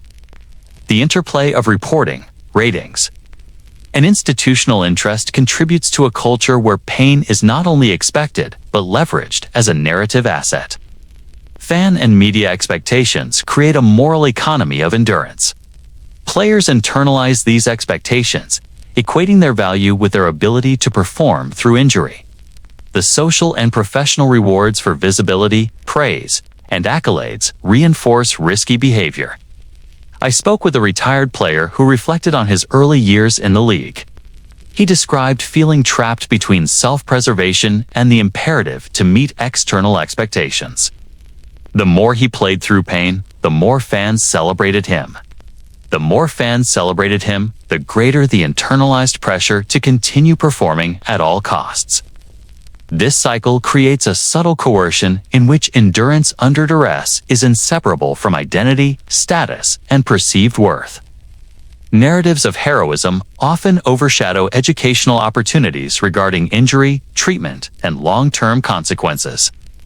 Concussion awareness, musculoskeletal rehabilitation, and chronic pain management are secondary to the drama of the moment. I spoke with a neurologist who emphasized that the public rarely sees the long-term cost behind a single highlight. Cognitive impairment, depression, and physical decline accumulate silently, yet they are rarely part of the media narrative. Fans celebrate the moment without understanding the trajectory it sets for athletes' health. The prioritization of spectacle over education contributes to systemic ignorance and perpetuates the culture of pain from youth leagues through the professional ranks. Social media has accelerated these dynamics. Viral moments spread instantly, reaching audiences far beyond stadiums and broadcast networks. A single clip of a player returning to the field despite injury can garner millions of views, thousands of comments, and extensive media discussion. These digital feedback loops amplify the reward structure, making heroism visible and measurable in real time. Players report feeling the weight of these platforms, acknowledging that audience engagement, likes, and shares influence decisions about returning to play. I interviewed a current player who described the pressure as inescapable, noting that withdrawal from play could be interpreted as weakness not only by fans, but by teammates and coaches. The public gaze becomes a driver of personal risk. The consequences extend beyond physical injury. Mental health outcomes are tied to the narrative surrounding performance and endurance. Athletes who feel compelled to meet the standard of heroism may suppress emotional distress, ignore symptoms of depression, or delay seeking care for anxiety. I met a sports psychologist who described the phenomenon as identity entanglement. The athlete's sense of self is intertwined with public perception, fan admiration, and media portrayal. Breaking from the narrative of the heroic performer risks not only professional consequences, but personal identity destabilization. The cultural reinforcement of sacrifice becomes a psychological pressure that persists even after retirement, shaping long-term well-being. Historically, media has played a role in establishing these norms. Early football coverage emphasized toughness, perseverance, and dramatic physical confrontations. Headlines celebrated players who returned from injury against all odds. This coverage shaped fan expectation, coaching strategies, and athlete behavior. Over time, the visibility of sports expanded through television, cable, and now digital platforms, increasing the reach and intensity of these narratives. The underlying incentive structure remains consistent. Drama drives attention, attention drives revenue, and the human costs are obscured behind the spectacle. I also explored the intersection of storytelling and myth-making. Media narratives create heroes, villains, and cautionary tales. Yet the human complexity of injury, recovery, and post-career consequences is simplified or ignored. One journalist explained that stories emphasizing endurance sell better than those exploring nuanced medical realities or systemic failures. As a result, athletes are conditioned to embody the idealized narrative of the courageous, pain-defying performer. This mythologizing reinforces the culture of silence, masks vulnerability, and prioritizes spectacle over sustainability. The viral highlight I first saw encapsulates the dynamic between fans, media, and institutions. One moment of visible endurance generates admiration, revenue, and reinforcement of cultural norms. Behind the clip, the athlete faces long-term consequences that are rarely addressed publicly. Families absorb the emotional and practical fallout. Medical staff navigate competing pressures, and institutions benefit from engagement and revenue. The moment becomes emblematic not only of individual heroism, but of systemic reinforcement of pain and risk. Media framing also influences policy and institutional response. Leagues may adopt protocols to demonstrate concern for player safety. Yet public perception and narrative framing often dictate the rigor and enforcement of these measures. The public praises toughness, celebrates return-to-play stories, and engages with viral moments. Institutions interpret these responses as indicators of acceptable risk management, creating a feedback loop that perpetuates the culture.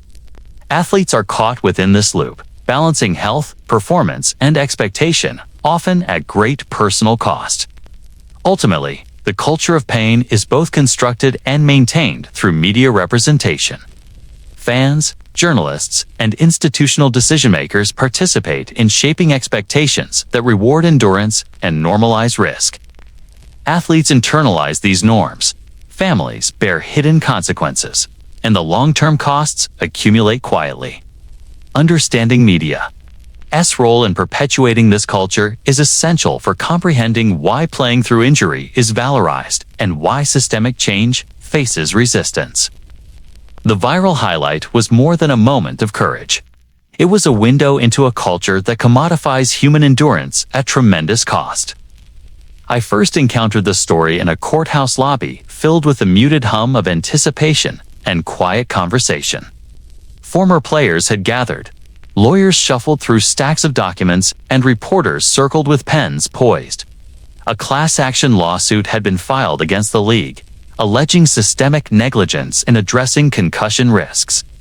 The plaintiffs were not fringe figures or minor players. They were men whose lives had been dramatically altered, careers shortened, cognitive function impaired, and daily existence defined by chronic pain. Their courage in seeking accountability was unmistakable, yet the proceedings illuminated the limits of legal recourse. The courtroom itself felt like a microcosm of the broader struggle between individual well-being, institutional protection, and societal expectation. The lawsuit emerged after years of accumulating evidence that linked repetitive head trauma to chronic neurological damage. Neurologists, epidemiologists, and former players testified to patterns of brain injury, altered behavior, and premature cognitive decline. Medical records were presented detailing misdiagnoses, inadequate treatment, and pressure to return to play despite injury. I spoke with one former player who described the emotional weight of sitting through testimony that recounted events he had lived through. He explained that revisiting each incident was both validating and painful. The court became a forum not only for legal dispute, but also for collective reckoning with the culture that had normalized risk, minimized consequences, and rewarded endurance over preservation. Class action lawsuits are uniquely positioned to illuminate systemic issues. They consolidate individual grievances into a broader argument that exposes institutional patterns. The concussion litigation did precisely this, framing player experiences as symptomatic of a league-wide culture of neglect. Legal strategies often involve demonstrating that medical and administrative protocols were insufficient, that warnings were ignored or downplayed, and that financial incentives consistently outweighed player welfare. I met a legal analyst who emphasized that these cases are as much about public perception as they are about individual compensation. Settlements could provide monetary relief, but often fell short of catalyzing structural change. The tension between financial restitution and systemic accountability became a recurring theme in my exploration of the issue. The impact of high-profile lawsuits extends beyond courtroom outcomes. Media coverage of the proceedings shaped public understanding of the risks inherent in football and the responsibilities of institutions. Headlines chronicled settlements and documented the suffering of former players. Fans and commentators debated the ethical obligations of the league, the adequacy of medical protocols, and the moral calculus of playing through pain.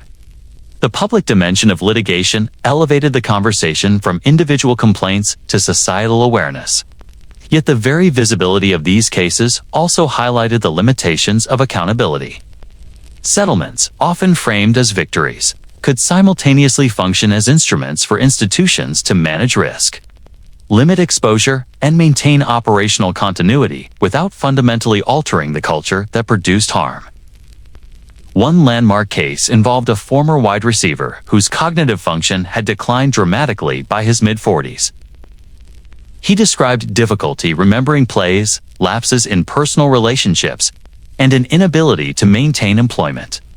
His testimony underscored the human stakes behind abstract legal arguments. The settlement he received was significant, but did not address the underlying cultural and institutional pressures that had precipitated his condition. I reflected on the distinction between individual remedies and systemic reform. Legal outcomes can provide material support but cannot fully restore health, identity, or opportunity. They expose responsibility without necessarily dismantling the structures that perpetuate risk. Legal proceedings also highlighted the strategies institutions employ to limit liability. Defenses often emphasized individual choice, comparative risk, and personal responsibility. Documents revealed internal debates about whether to disclose concussion research publicly, how to manage return-to-play decisions, and how to communicate risks to players without undermining the sport's popularity. Lawyers representing former athletes faced the challenge of demonstrating that systemic negligence had tangible, long-term consequences. Medical experts testified to the physiological and psychological effects of cumulative trauma, while former players recounted pressure to perform despite injury. The courtroom became a stage where evidence, narrative, and cultural expectation collided. One attorney explained to me that settlements are frequently structured to avoid admission of wrongdoing. Financial compensation may be substantial, but is accompanied by legal language that protects institutions from future claims. This dynamic illustrates the tension between individual restitution and systemic accountability. Players receive some relief, but the organizational culture that produced widespread injury often remains intact. It is a paradox that recurs throughout sports law. Visibility, negotiation, and settlement provide acknowledgement yet rarely compel comprehensive change. The system manages risk while allowing its foundational norms to persist. The lawsuits also catalyze changes in policy, albeit incrementally. Return-to-play protocols, independent medical evaluations, and concussion education initiatives emerged in response to litigation and public scrutiny. Yet policy adjustments often lagged behind evolving scientific understanding. I spoke with a sports medicine researcher who explained that legal pressure accelerates awareness, but does not inherently transform behavior. Implementation depends on enforcement, culture, and willingness to prioritize safety over performance metrics. The legal framework provided leverage, but the cultural inertia of toughness and spectacle continued to shape decisions on and off the field. Fan reaction to litigation reveals the complexity of societal expectation. Many expressed support for players, acknowledging the risks they had endured. Others questioned personal responsibility or criticized settlements as excessive. Social media amplified these discussions, turning individual cases into public debates about ethics, entertainment, and masculinity. Players navigated this terrain, balancing personal health, public perception, and the desire for restitution.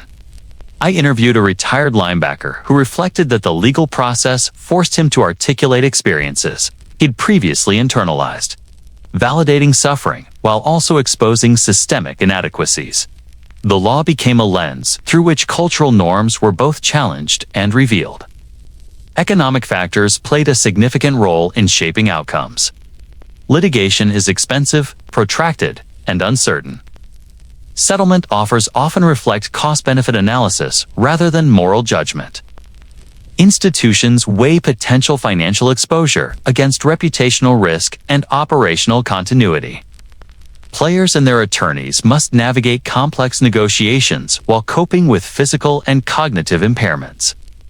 I encountered a former player who described the settlement process as exhausting, emotionally draining, and fraught with compromise.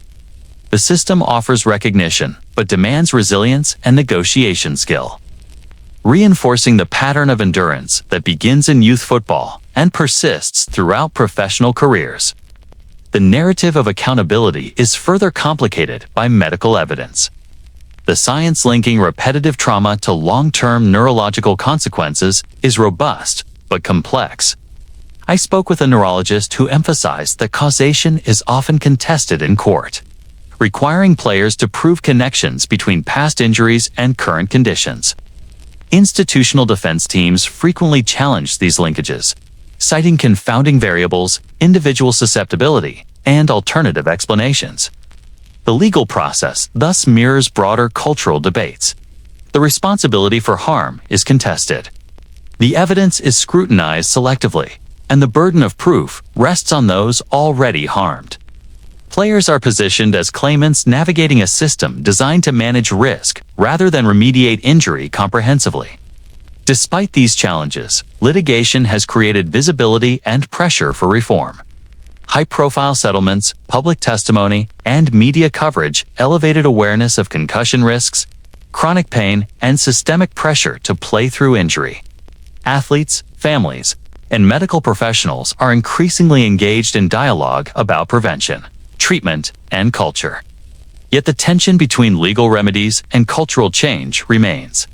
Settlements can compensate and acknowledge, but they do not erase the foundational norms that perpetuate risk. The courtroom becomes a microcosm of broader structural inertia, highlighting the gap between recognition and reform, between individual relief and systemic transformation. One former player summarized the paradox succinctly. He said that winning a settlement felt like acknowledgement of truth, yet it did not change how the league operates, how coaches instruct, or how young players are socialized to endure pain. Litigation exposed responsibility, but did not fundamentally alter expectations. The consequences of enduring, sacrificing, and performing through injury remained embedded in culture, reinforced by media, fans, and institutional priorities. The legal framework provided a platform, a tool for awareness, but not a panacea.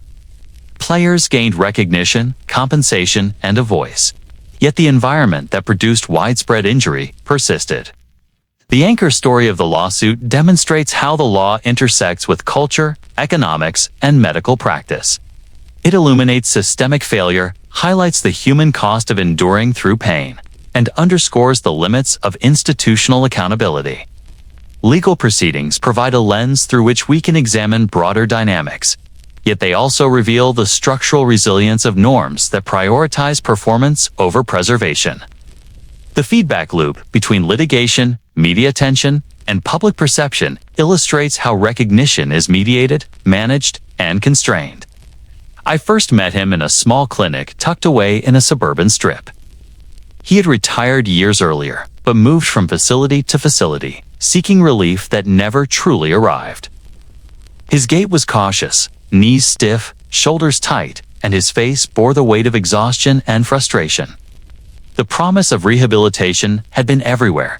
Specialized programs, high-tech treatments, and carefully marketed recovery protocols. Yet each attempt left him more disillusioned, more aware of the gaps between what was offered and what he truly needed.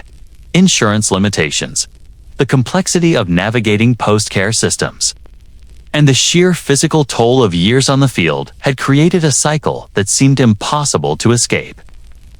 His story was emblematic of a larger systemic failure. Athletes were trained to endure, perform, and sacrifice. Yet once they stepped away from the limelight, the support structures to ensure meaningful recovery were insufficient or absent. Rehabilitation after football is theoretically straightforward. Athletes should have access to coordinated care that addresses musculoskeletal injuries, neurological concerns, and the psychosocial impacts of career-ending trauma. In practice, the reality is far more fragmented. Clinics often focus on symptomatic relief rather than root causes. Programs are designed for short-term recovery to facilitate a return to play rather than long-term health. Insurance coverage frequently dictates the length and type of care provided, leaving former athletes to navigate complex systems while managing chronic pain, cognitive changes, and emotional distress. I spent weeks interviewing former players who described moving from clinic to clinic, each promising solutions, yet leaving them with the same unresolved issues. The experience was exhausting, both physically and mentally, highlighting a gap between the ideal of rehabilitation and its execution. Economic barriers exacerbate the challenges of post-care. Many retired athletes face sudden changes in income, often compounded by injuries that limit employability. The cost of ongoing physical therapy, specialized neurological assessment, or mental health counseling can be prohibitive. I spoke with a former linebacker who explained that even though he had earned millions during his career, medical bills, insurance disputes, and the need for specialized care quickly depleted resources. Financial constraints forced difficult decisions. Skip sessions, rely on over-the-counter remedies, or delay care until pain became unmanageable. The economic reality reinforces the culture of endurance. Even in retirement, the consequences of playing through pain continue to be compounded by structural barriers to meaningful recovery. Policy shortcomings further complicate rehabilitation. Programs offered through former player associations are often limited, underfunded, or constrained by bureaucratic requirements. I met a former wide receiver who described being enrolled in a post-care program only to discover that key therapies were not covered due to arbitrary thresholds, delays in paperwork, or insufficient evaluation of individual needs. The system assumes that a standardized program can address diverse injuries accumulated over years of play. Yet the human body and psyche do not respond uniformly. Each athlete carries a unique combination of trauma, wear, and adaptation. The inability of the system to account for individual variation reinforces the sense that care is an afterthought, a band-aid rather than a solution. Medical oversight is another complicating factor. Rehabilitation programs are staffed by qualified professionals, yet communication between medical providers is often fragmented. Records are incomplete, treatment goals misaligned, and follow-up inconsistent. One former defensive lineman explained that his orthopedic specialist was unaware of prior neurological assessments. While his physical therapist did not coordinate with mental health support, he felt like a patient adrift, navigating a web of partial solutions without a cohesive plan.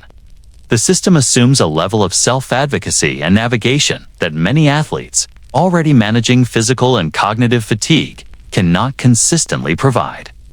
This fragmentation underscores a broader cultural pattern. Athletes are trained to take responsibility for performance on the field. Yet post-care requires a level of support that remains underdeveloped. I explored how this failure of post-care intersects with the culture of performance. For decades, athletes were socialized to endure mask pain and prioritize team objectives over individual well-being. When retirement arrives, the conditioning does not vanish. Former players carry the expectation of resilience, self-management, and stoicism into a context where the physical toll is real, yet the systems to manage it are inadequate.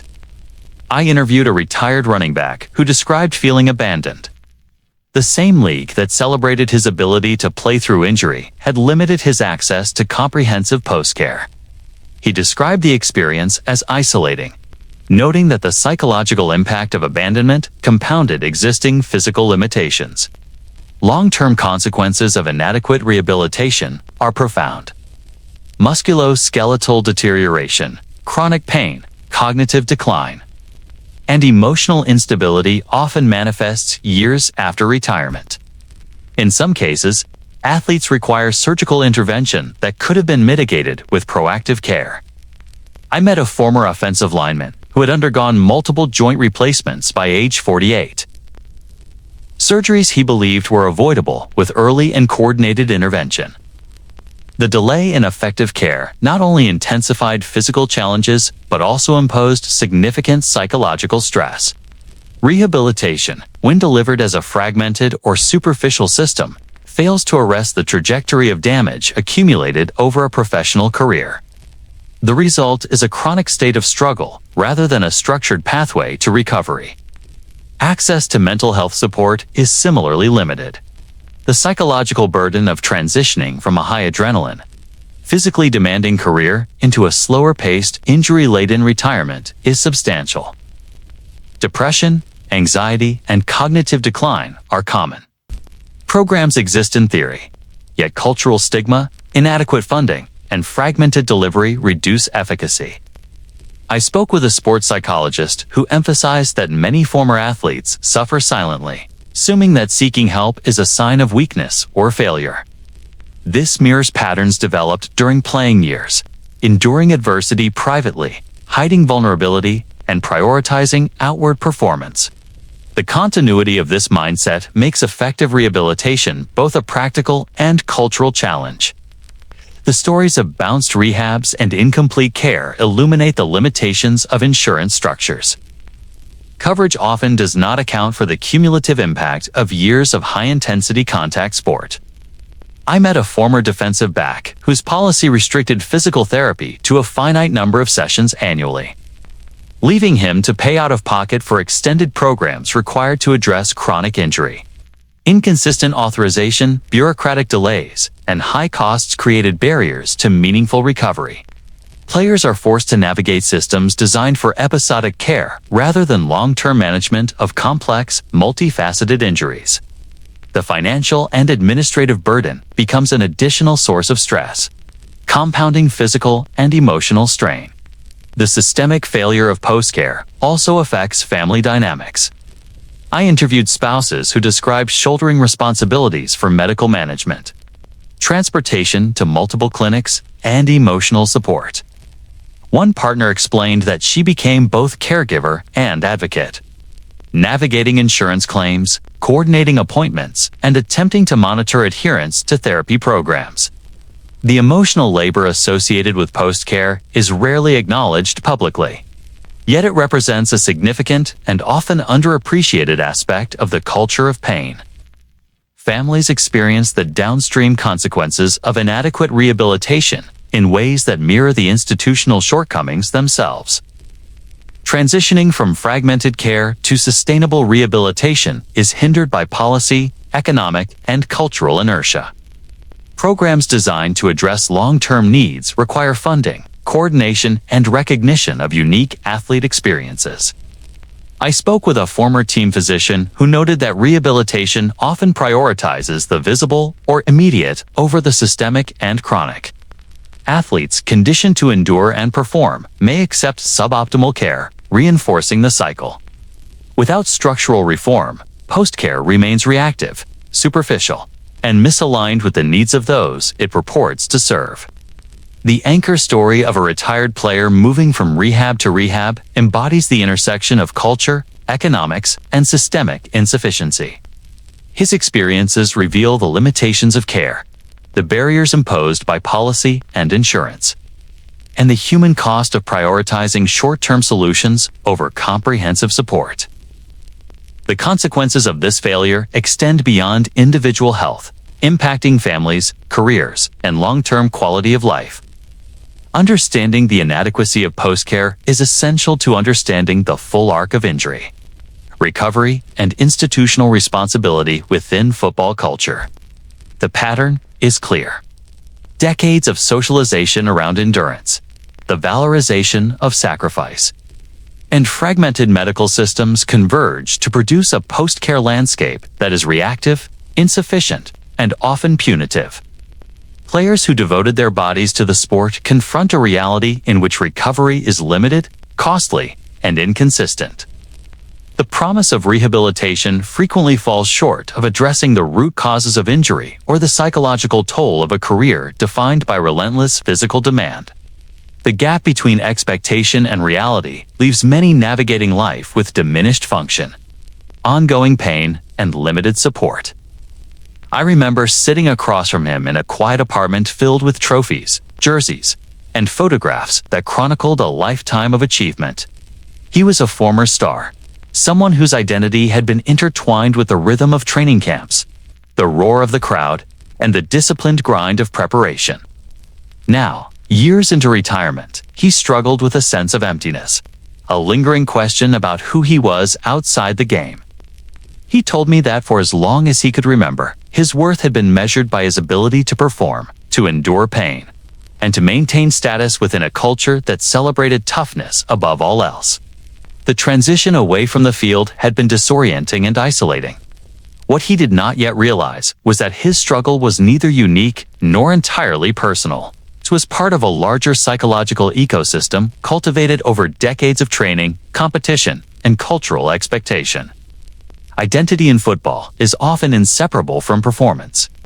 Players are socialized from youth to equate self-worth with physical achievement.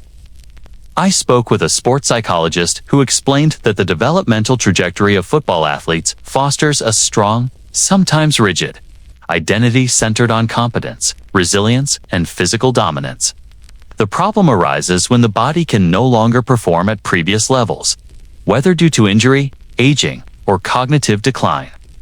The dissonance between past capacity and present limitation creates vulnerability to depression, anxiety, and existential distress. The man I met described waking up each day and instinctively considering himself a player first, a human second. The dissolution of that primary identity produced a cascade of emotional and psychological consequences that he was only beginning to articulate. Masculinity norms are deeply embedded within the sport.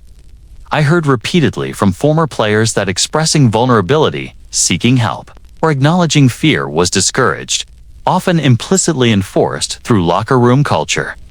One veteran told me that to admit pain was to risk ostracism, diminished status, or judgment from teammates and coaches.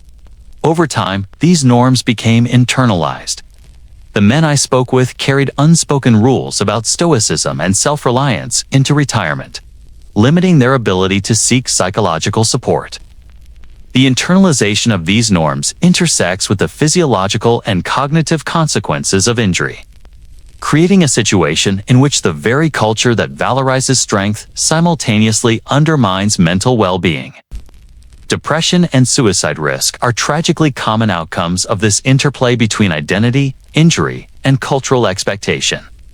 Epidemiological studies indicate that professional athletes in high-contact sports face elevated rates of mood disorders, substance misuse, and suicide relative to the general population.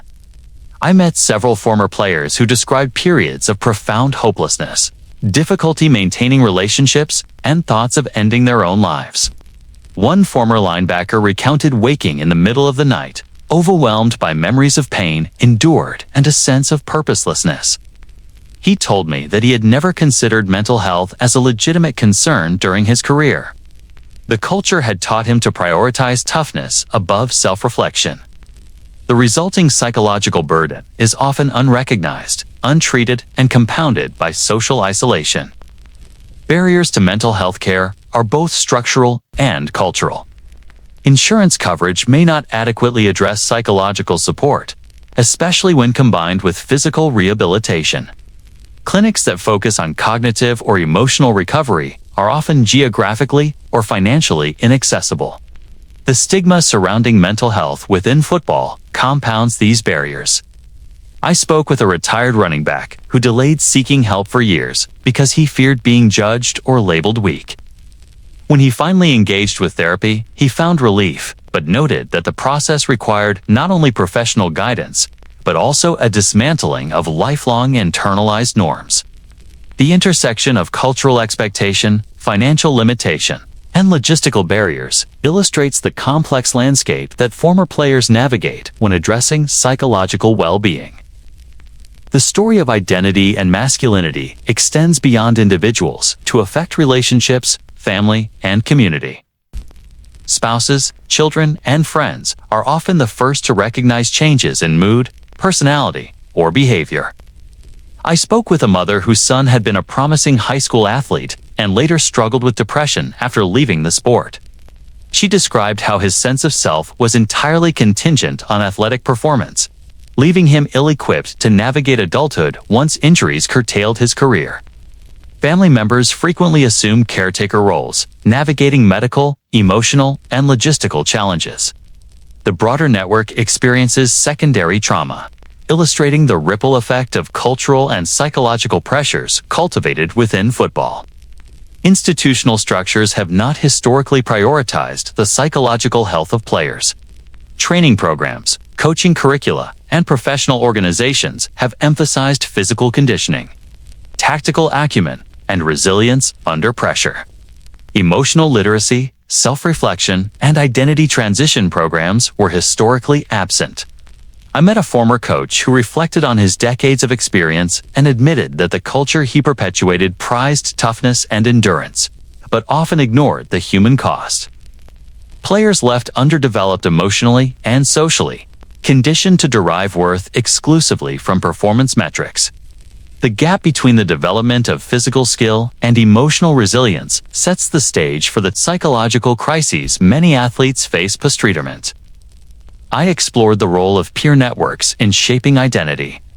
Within locker rooms, hierarchies of toughness and performance reward risk-taking, silence about injury, and conformity to masculine norms. While these networks provide camaraderie and support during careers, they can inhibit help-seeking and reinforce harmful identity constructs. After retirement, these networks dissolve or weaken, leaving individuals without familiar support systems. The abrupt loss of social anchors exacerbates identity crises. Former players often struggle to find alternative communities that validate their personhood outside of athletic achievement. The man I interviewed described feeling as though he had lost both a career and a social framework, leaving him adrift emotionally. The psychological toll of identity disruption is magnified by physical limitations. Chronic pain, neurological decline, and musculoskeletal deterioration serve as constant reminders of vulnerability and lost capacity. Players experience the physical evidence of limitation as a challenge to identity, tangible proof that they can no longer fulfill the role that defined them. I spoke with a retired defensive lineman who described how simple tasks like walking upstairs or lifting groceries reminded him daily that his worth had been socially and culturally tied to a body that no longer functioned as expected. The intersection of physical decline and psychological distress creates a feedback loop that intensifies depression, anxiety, and emotional instability. Masculinity norms also affect communication and disclosure. Former players often avoid discussing emotional struggle with peers, family, or medical professionals. This silence can delay diagnosis, reduce access to treatment, and compound mental health issues. I interviewed a psychiatrist who works with retired athletes who explained that early intervention is often hindered by internalized beliefs about toughness and self-reliance.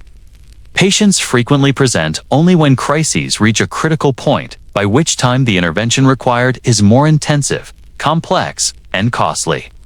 The long-term effects of sustained identity disruption illustrate the consequences of a culture that prioritizes performance over human development. Athletes also confront existential questions about purpose and belonging. Retirement and injury provoke reflection on the meaning of achievement, the transience of fame, and the value of personal relationships. I spoke with a former quarterback who explained that he initially equated value with external recognition and accolades. Only through therapy, mentorship, reflective practice did he begin to reconstruct a sense of identity independent of athletic performance. The process was neither linear nor easy. It involved unlearning deeply ingrained beliefs about masculinity, resilience, and self-worth. Yet it also demonstrated the potential for transformation when structures and culture allow space for emotional processing and identity reconstruction. The anchor story of a star who equates worth with playing illustrates the psychological and cultural entanglements that define football. Identity, masculinity, and mental health intersect in ways that amplify suffering and limit access to care. Players are socialized to endure, conceal vulnerability, and derive value from performance, yet retirement, injury, and cumulative trauma disrupt these constructs, exposing profound psychological risk. Families, peers, and communities are affected by these disruptions, revealing the broader societal implications of cultural norms embedded in football. The narrative of identity and masculinity is inseparable from the larger story of the culture of pain, transitioning from individual psychological experience to community and culture. The effects of identity disruption, mental health challenges, and social isolation resonate across broader networks. Athletes are embedded in systems of expectation, observation, and accountability that extend beyond the individual. Understanding identity and masculinity provides critical insight into how these systems perpetuate cycles of endurance, concealment, and psychological distress. The human cost of prioritizing toughness and performance is not contained within the athlete. It reverberates through families, teams, and communities, shaping expectations and experiences of successive generations. I first met him in a small workshop filled with prototypes, measuring instruments, and a quiet determination that contrasted sharply with the noise of the game he sought to change. He was an inventor and researcher, someone who had devoted decades to the idea that equipment could mitigate injury without diminishing performance. His passion was tangible in the meticulous way he adjusted helmet padding, tested materials, and reviewed data from hundreds of impacts. He spoke of the thousands of athletes whose careers and lives had been altered by collisions, concussions, and repetitive trauma. He believed that through thoughtful design, research, and iterative testing, some of the risks inherent in football could be reduced. Yet he also admitted the limits of technology, acknowledging that no helmet, padding, or rule change could fully resolve the cultural expectations that encouraged risk-taking and endurance at all costs. Equipment evolution in football has been dramatic over the past century. Helmets transitioned from soft leather to hard polycarbonate. Face masks were introduced, and padding became more sophisticated. Advances in materials science, impact absorption, and ergonomics have improved protection. I spoke with a biomechanical engineer who explained that modern helmets are designed to reduce rotational acceleration and dissipate force, theoretically reducing the risk of concussions. Yet he also emphasized that no helmet can prevent all injuries. The physics of collisions, the unpredictability of human movement, and the cumulative effect of repeated impacts mean that technology alone cannot eliminate harm. Players remain vulnerable to both acute and chronic injury, despite advances in design. Rule changes have also been introduced with safety in mind, targeting penalties, limits on helmet-to-helmet contact, and modifications to kickoff formations are intended to reduce high-risk impacts. Data from epidemiological studies show some reduction in specific types of injuries following these interventions. I spoke with a rules analyst who described the gradual process of change, noting that each adjustment must balance player safety, game flow, and spectator expectation. Even when rules evolve, enforcement is inconsistent, and players often adapt strategies to exploit or circumvent regulations.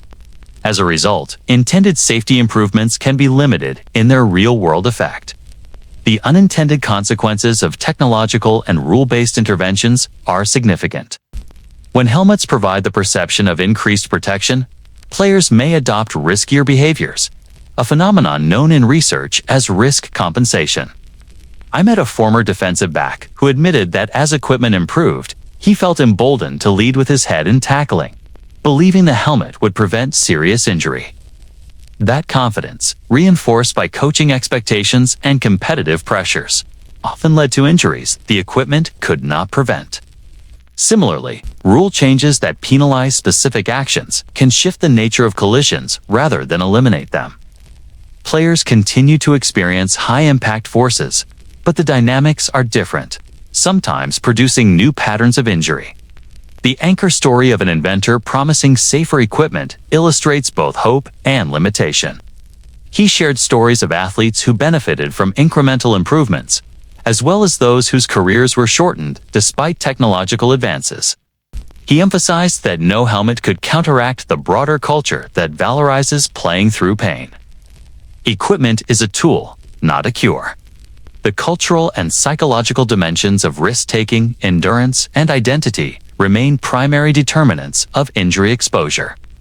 Players, coaches, and fans continue to interpret toughness as resilience under duress, often outweighing objective measures of safety. Research into injury mitigation reflects a complex interplay between innovation and culture. Concussion studies, impact testing, and biomechanical analysis have expanded our understanding of brain trauma. Clinical research demonstrates that repetitive subconcussive impacts contribute to long-term neurological decline, yet the adoption of protective measures is mediated by culture, economic pressures, and tradition. I spoke with a neurologist who emphasized that data alone cannot change behavior. Players respond to incentives, expectations, and social norms that often conflict with recommended safety practices. Technology can reduce harm, but it cannot transform the social structures that generate risk. Economic and institutional forces shape both technological innovation and rule enforcement. Equipment manufacturers are incentivized to market safety improvements, yet sales often depend on performance, perception, and aesthetic appeal as much as injury prevention. I met a former athletic director who explained that funding for safety research is contingent on perceived return on investment, regulatory compliance, and public visibility. Rules designed to limit injury are often influenced by revenue considerations, broadcast appeal, and competitive integrity. In this landscape, the promise of technology and regulation is continually negotiated against competing interests. Despite limitations, progress is measurable. Helmets today are subjected to rigorous certification processes. Data collection on impacts informs design iterations, and rules evolve in response to emerging evidence. The cultural embrace of safety is increasing incrementally, though slowly. I interviewed a retired coach who noted that younger players are more aware of injury risks, more likely to report symptoms, and more open to discussion of long-term health. Yet, even with improved awareness, the pressures to perform, compete, and conform to traditional toughness norms persist. The struggle between technological intervention and cultural expectation defines much of the modern discourse on player safety. The human element remains central. Players' decisions, coaches' instructions, and institutional priorities intersect with technological and regulatory measures in ways that shape outcomes. I spoke with an equipment designer who remarked that no matter how advanced the helmet, the critical variable is human behavior. The interaction between preparation, perception, and decision-making governs injury risk in ways technology alone cannot control. This insight highlights the fundamental tension in football. The game is physical, high-speed, and inherently risky, yet society seeks to reduce harm without altering the essence of play. Equipment and rules can mitigate some dangers, but cannot eliminate the consequences of enduring a culture of pain. Case studies illustrate the limits of intervention.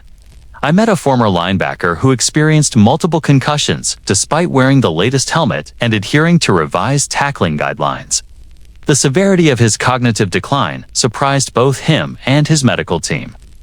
Similarly, a wide receiver recounted repeated shoulder dislocations even under modern padding protocols.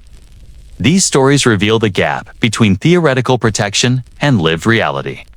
No matter how well designed, no matter how strictly enforced, equipment and rules cannot fully compensate for the combination of physical intensity, accumulated trauma, and cultural valorization of endurance. The psychological dimension intersects with technology and rule changes in subtle ways. Players often perceive equipment as a shield, creating confidence to engage in behaviors that increase exposure to risk. I interviewed a sports psychologist who noted that athletes internalize messages about toughness, resilience, and invulnerability. Helmets, pads, and penalties become symbols rather than safeguards. The belief that risk can be entirely mitigated by tools or regulations fosters a paradox. Confidence increases exposure even as protection improves. Understanding this dynamic is critical to comprehending why injuries persist despite decades of technological innovation. The anchor story of the inventor captures the tension between aspiration and limitation. He is committed to reducing harm, yet he recognizes that culture exerts a stronger force than technology. Equipment and rules can guide behavior, shape expectations, and reduce specific risks. But they cannot fundamentally alter the incentives, pressures, and social norms that drive endurance and risk-taking. Players, coaches, and organizations continue to negotiate this tension in real time, navigating a landscape in which progress is possible but incomplete. Ultimately, technology and rule changes reveal the limits of intervention when cultural forces remain dominant. Protective measures can reduce certain injuries and inform safer practice. Yet, without cultural adaptation, the patterns of risk remain. Players are socialized to endure pain, conceal vulnerability, and prioritize performance. Fans, media, and institutions reinforce these norms. The intersection of innovation and culture is a struggle in which technology can alleviate harm, but cannot substitute for systemic change in expectation, incentive, and identity. The story of equipment, innovation, rule evolution, and human behavior exemplifies the ongoing conflict between possibility and limitation. Progress is tangible, yet incomplete. Each improvement in helmet design or modification to gameplay rules reflects a step forward in knowledge. Yet the underlying culture continues to valorize endurance at the expense of holistic safety. Understanding this struggle is essential to recognizing why the culture of pain persists and why technological solutions, while important, cannot resolve the deeper issues that define football at all levels. I first spoke with him in a quiet cafe near Melbourne. He had spent years as a professional rugby player, a sport that demanded relentless contact, collisions, and endurance. His physique, muscular and scarred, told the story of repeated impacts, sprains, and bruises. Yet what lingered most in his voice was not the pain of a single injury, but the cumulative weight of years spent conditioned to accept, conceal, and endure it. He described nights where his body ached, memory was clouded, and sleep brought no relief. He spoke candidly about teammates who hid symptoms, about coaches who celebrated toughness, and about the subtle social codes that rewarded risk-taking and punished hesitation. Listening to him, I was struck by the parallels with the culture I had studied in American football. Despite differences in sport, geography, and history, the human experience of enduring chronic trauma while striving to perform at the highest level was strikingly similar.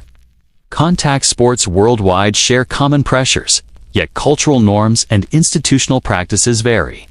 In rugby, Australian rules football, ice hockey, and American football, the demands of performance, the celebration of physicality, and the valorization of endurance create environments in which pain is normalized. I spoke with a sports sociologist who emphasized that the degree of cultural tolerance for risk differs across nations. Yet the mechanisms by which athletes internalize expectations are remarkably consistent. Socialization, peer reinforcement, and institutional prioritization of spectacle over safety produce similar patterns of injury and concealment. The rugby player described a system in which medical staff, while attentive, often deferred to coaches and players regarding return-to-play decisions, mirroring what I had observed in the NFL. The history of safety measures in international sports provides a comparative lens. Rugby implemented stricter concussion protocols and graduated return-to-play guidelines earlier than many American football programs. In Australian rules football, research into head impacts prompted equipment innovation and rule modifications aimed at reducing higher sec collisions. These measures have had measurable effects on specific injury rates, though they cannot eradicate risk entirely. I met a researcher in New Zealand who explained that their governing bodies emphasized education for players, coaches, and families, framing safety as a shared responsibility. The cultural framing, rather than purely technological intervention, was central to changing behavior. Players learned to recognize symptoms, report incidents, and accept medical guidance as integral to professional success. Yet lessons from other sports are complex. The rugby player emphasized that even with progressive protocols, injuries persisted. Chronic pain, joint degeneration, and neurological decline remained significant issues. The difference lay less in the elimination of risk and more in the normalization of reporting, oversight, and collective accountability. Players could discuss injury without fear of social reprisal. Medical staff could assert authority without being overridden, and institutions could implement policy without compromising the culture of competition. The result was a system that acknowledged harm, mitigated preventable injury, and attempted to balance performance with health. The NFL, in contrast, continues to wrestle with institutional resistance. fan expectations, and deeply embedded cultural norms. I also explored European approaches to contact sports. Rugby union in England and France, for instance, emphasized centralized medical oversight and data-driven injury prevention programs. Teams tracked impact metrics, implemented off-field conditioning to reduce vulnerability, and established clear return-to-play thresholds. These measures were communicated transparently to players, fostering trust between medical personnel and athletes. I spoke with a former player in France who described the psychological relief that came from knowing that medical judgment was prioritized over performance pressure. Trust in systems reduced the internalization of risk and mitigated the secrecy and shame that often accompany injury concealment. Comparative study highlights the ways national culture influences enforcement and acceptance. In North America, the NFL operates within a media-saturated, commercially driven environment. Spectacle, ratings, and revenue create pressures distinct from those experienced by athletes in other countries. The rugby player acknowledged that while the physical demands of sport are universal, the social and economic context profoundly shapes behavior. Players in environments with less commercialization may experience fewer pressures to return prematurely from injury. And cultural framing may allow for more openness in discussing vulnerability. The contrast illustrates that safety is not only a matter of equipment or rules, but also of structural and cultural incentives. Economic and institutional factors reinforce these differences. In leagues with centralized salary structures, collective bargaining, and standardized contracts, players often have stronger leverage in negotiating rest, recovery, and medical care. I spoke with a union representative in Australia who emphasized that player advocacy and contractual security were critical in reducing pressure to conceal injury.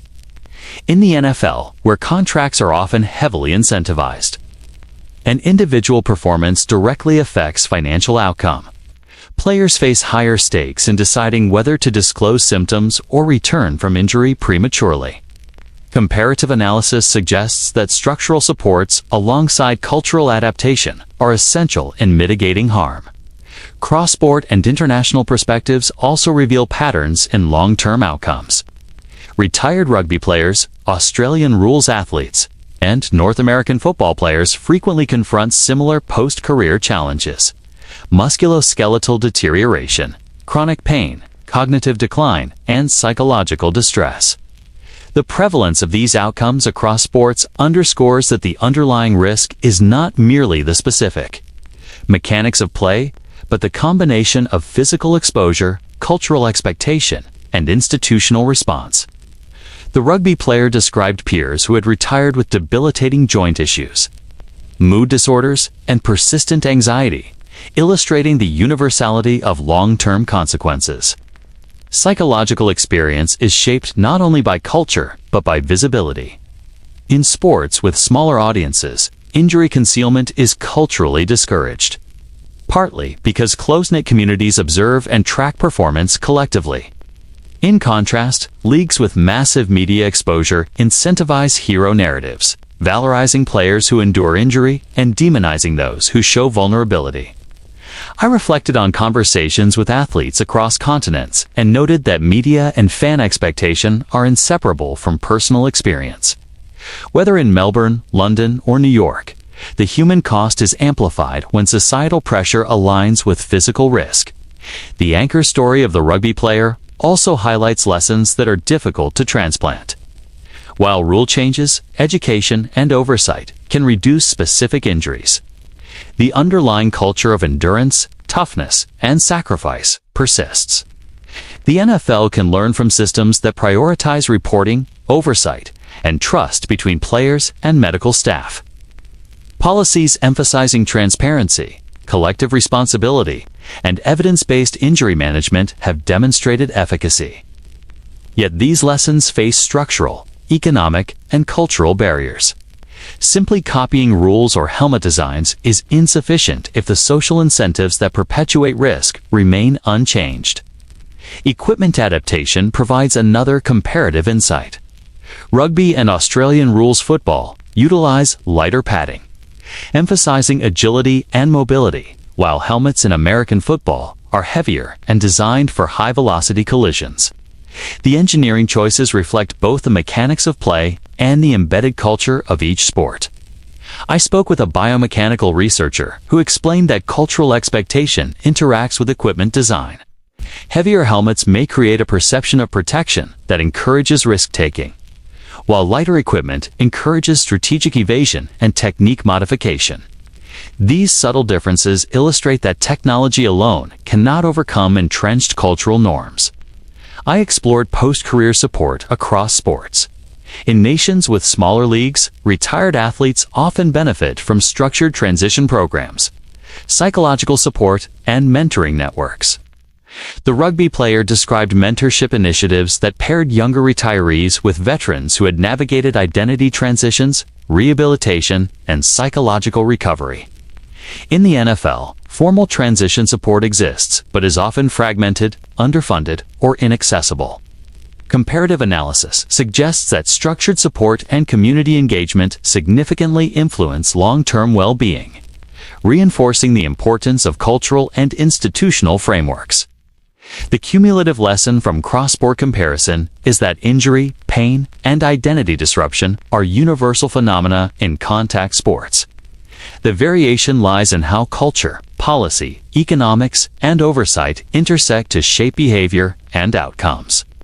The anchor story of the rugby player illuminates both the universality of risk and the potential for mitigation when systems prioritize transparency, reporting, and holistic care. The contrast underscores that technological and procedural interventions are most effective when integrated with cultural adaptation and institutional accountability. Finally, reflecting on the global perspective reinforces the complexity of reform. The NFL, with its massive economic footprint, media scrutiny, and embedded cultural norms, faces challenges that other sports may not encounter. Learning from international and cross-sport experiences offers guidance, yet transfer requires nuanced adaptation. Policies, oversight, and cultural change must align with economic structures, social expectation, and athlete identity to produce meaningful impact. The interplay of these factors defines the ongoing struggle to reconcile the spectacle of performance with the ethical imperative of safety. I remember sitting in a boardroom filled with tension, the kind of room where decisions are made in whispers and the court.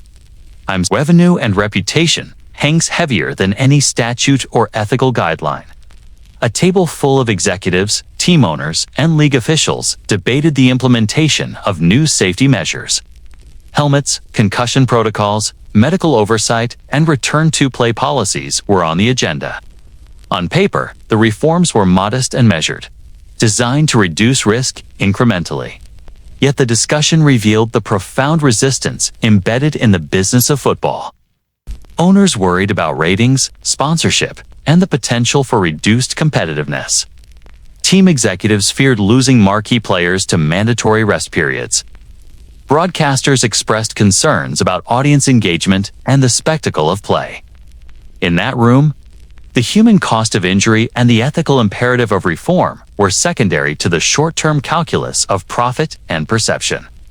I felt the tension of competing priorities pressing down on every decision. Change was possible, but only if entrenched incentives could be realigned. The business of football is a complex ecosystem in which multiple stakeholders operate with divergent priorities. Team owners are often motivated by the financial bottom line, balancing ticket sales, merchandise, revenue, and media contracts. They invest heavily in star players whose health is simultaneously a critical asset and a liability. Medical staff, while charged with player welfare, navigate pressure from coaches, management, and athletes themselves. Broadcasters and advertisers incentivize spectacle and high-impact moments that drive ratings. The league negotiates among these competing interests, balancing public relations, legal exposure, and revenue streams. I spoke with a former executive who described the environment as a constant negotiation between ethical, responsibility, and economic necessity. Each stakeholder has a voice, yet not all voices carry equal weight when the culture of profit dominates decision-making. Resistance to change is deeply institutionalized. Historical precedent, competitive logic, and entrenched norms create a system where innovation and reform face inertia. I interviewed a former team physician who recounted being overruled when attempting to withhold a player from competition after a severe concussion. The physician explained that decisions were rarely based solely on medical judgment. They were filtered through performance priorities, contract considerations, and the implicit understanding that showing vulnerability could undermine the perception of toughness. The physician's frustration mirrored a pattern I observed throughout the league: ethical imperatives repeatedly colliding with business incentives. The consequence is a culture in which resistance to reform is normalized, and in which the incremental adoption of safety measures occurs only when pressure becomes overwhelming. Short-term thinking shapes every facet of decision-making. Owners, teams, and broadcasters evaluate risks and returns on seasonal or quarterly timelines. Concussion protocols, medical monitoring, and equipment improvements are assessed in terms of immediate compliance and public perception, rather than long-term health outcomes for athletes.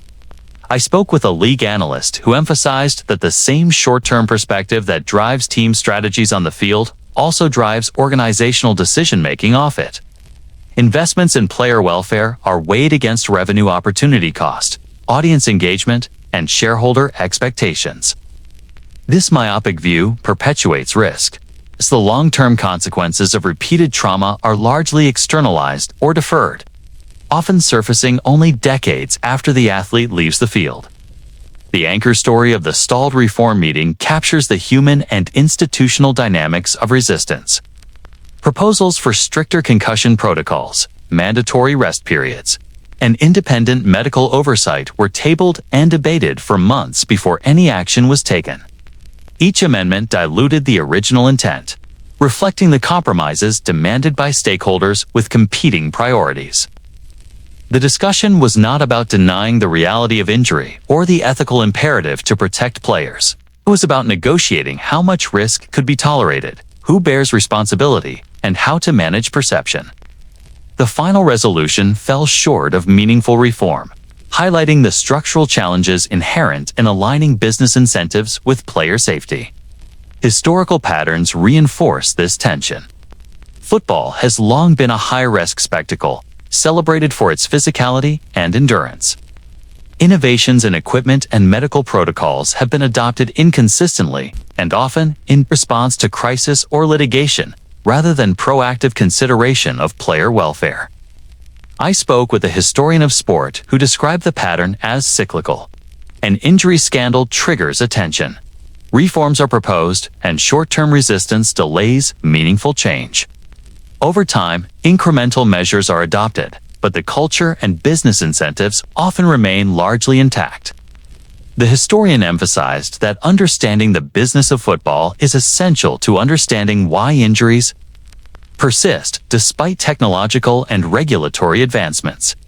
Resistance is also ideological. Within organizations, toughness, resilience, and competitive advantage are culturally valorized. Executives, coaches, and even players internalize norms that equate endurance under injury with commitment, loyalty, and status. These beliefs reinforce the status quo, making systemic reform more difficult. I met a veteran coach who described the subtle ways resistance operates, emphasizing grit, framing precautionary measures as weakness, and rewarding those who play through pain. Within this ideological framework, reform is not merely an administrative process. It is a cultural challenge, requiring the alignment of belief, behavior, and incentive structures across all levels of the sport. The economic and social stakes of resistance are profound. Star players drive revenue, media attention, and fan engagement. Any policy perceived to limit their participation threatens the financial equilibrium of teams, leagues, and broadcasters. I spoke with an agent who emphasized that contracts, bonuses, and endorsement deals create an environment in which concealment of injury and rapid return to play are economically rational decisions. From a purely business perspective, the calculus favors short-term performance over long-term health. The result is a system in which risk is normalized, ethical concerns are mitigated, and the responsibility for harm is diffused among multiple stakeholders. Resistance to change is further amplified by the feedback loop between media, fans, and institutions. Coverage of spectacular plays, heroic performances, and endurance narratives reinforces the cultural expectation of toughness. Fans reward displays of resilience under injury, and media amplifies these narratives, incentivizing organizations to preserve higher-risk behaviors. I interviewed a sports journalist who described how storylines celebrating sacrifice and endurance often overshadowed reporting on injury prevalence and long-term consequences. The journalist reflected that public perception plays a decisive role in shaping organizational priorities, creating a cycle in which cultural expectation and economic incentive reinforce each other. Resistance, therefore, is not confined to boardrooms. It is embedded in the broader ecosystem of football. Institutional inertia is not absolute. Periodically, litigation, research revelations, and public scrutiny create windows of opportunity for reform. I spoke with a former league official who described the impact of class action settlements, research into brain injury, and high-profile retirements that highlighted systemic flaws. These events forced institutions to adopt measures they had previously resisted. Yet, even in these moments, reforms were carefully managed to minimize disruption, often reflecting compromise rather than comprehensive change. The tension between possibility and resistance defines much of the business landscape in football. Progress occurs in measured increments and is continually negotiated against entrenched interests. The anchor story of the stalled decision meeting illustrates a fundamental tension in modern football. The pursuit of profit, spectacle, and performance often collides with the ethical imperative to protect players. Stakeholder incentives owners, coaches, broadcasters, agents, and fans create a complex web in which resistance is normalized. Short-term thinking dominates, and meaningful change is difficult to achieve. The human cost, while recognized, is frequently subordinated to immediate financial and reputational concerns. Understanding this dynamic is essential to comprehending why systemic reform is slow, contested, and incomplete. Comparative analysis across industries reinforces these conclusions. Other professional sports, both domestic and international, have grappled with similar conflicts between profit and player welfare. In some cases, regulatory oversight, union advocacy, and public accountability have facilitated meaningful reform. In football, however, the combination of economic magnitude, cultural expectation, and media attention intensifies resistance. Even when reforms are proposed, structural incentives and entrenched norms constrain the degree and pace of implementation. Resistance also manifests in subtle operational ways. Equipment policies, medical protocols, and rule enforcement are implemented unevenly across teams and regions. Compliance is monitored inconsistently, and deviations are often tolerated or rationalized. I spoke with a former physician who noted that resistance is sometimes cultural rather than explicit. The informal norms governing locker room behavior, coaching decisions, and peer pressure can undermine formal policy. This observation underscores that reform requires alignment not only of rules and procedures, but also of culture, expectation, and behavior. Ultimately, the business of change reveals that reform in football is not merely a technical or procedural challenge. It is a negotiation between stakeholders with competing incentives, a struggle between short-term gain and long-term welfare, and a contest between entrenched cultural norms and emerging ethical imperatives. Understanding this complex ecosystem is essential to understanding why the culture of pain persists, why injuries are normalized, and why incremental reform is often slow and incomplete. I first met him in a modest community center converted into a clinic. The walls were lined with framed jerseys, plaques, and photographs of players he had helped over the years. He had once been a star on the field, someone whose career was defined by speed, agility, and toughness. Injuries had forced him to retire earlier than expected, leaving him grappling with chronic pain, mood swings, and a sense of loss he could not articulate fully at the time. Instead of retreating into isolation, he transformed his experience into advocacy. He spoke passionately about the gaps he had encountered in medical care, the absence of peer support, and the silence that often surrounds post-career injury. He founded a network of former players, medical professionals, and family members aimed at providing community-based care, education, and policy advocacy. Walking through the space, I could feel the tangible impact of his work. Every plaque, every photo, every thank you note from a former player told a story of resilience and the possibility of intervention. The emergence of clinics and advocacy groups represents a significant shift in the landscape of football culture. Historically, post-career support was minimal. Players were expected to navigate rehabilitation, psychological adjustment, and financial planning largely on their own. Community-based networks, survivor-led organizations, and advocacy initiatives are changing that narrative. I interviewed a sports medicine specialist who explained that these networks provide both emotional and practical resources, including access to physiotherapy, mental health counseling, and educational workshops on long-term health management.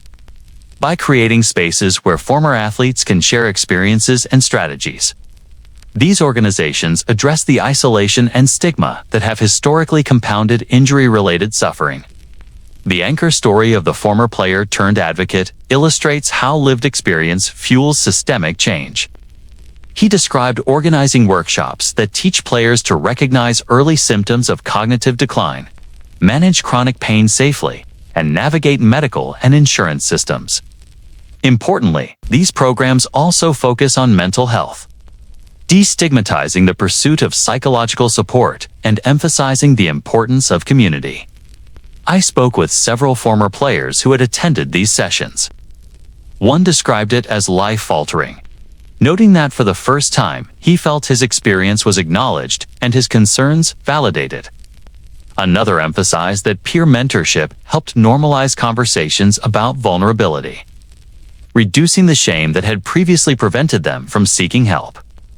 Advocacy work also extends into policy and research.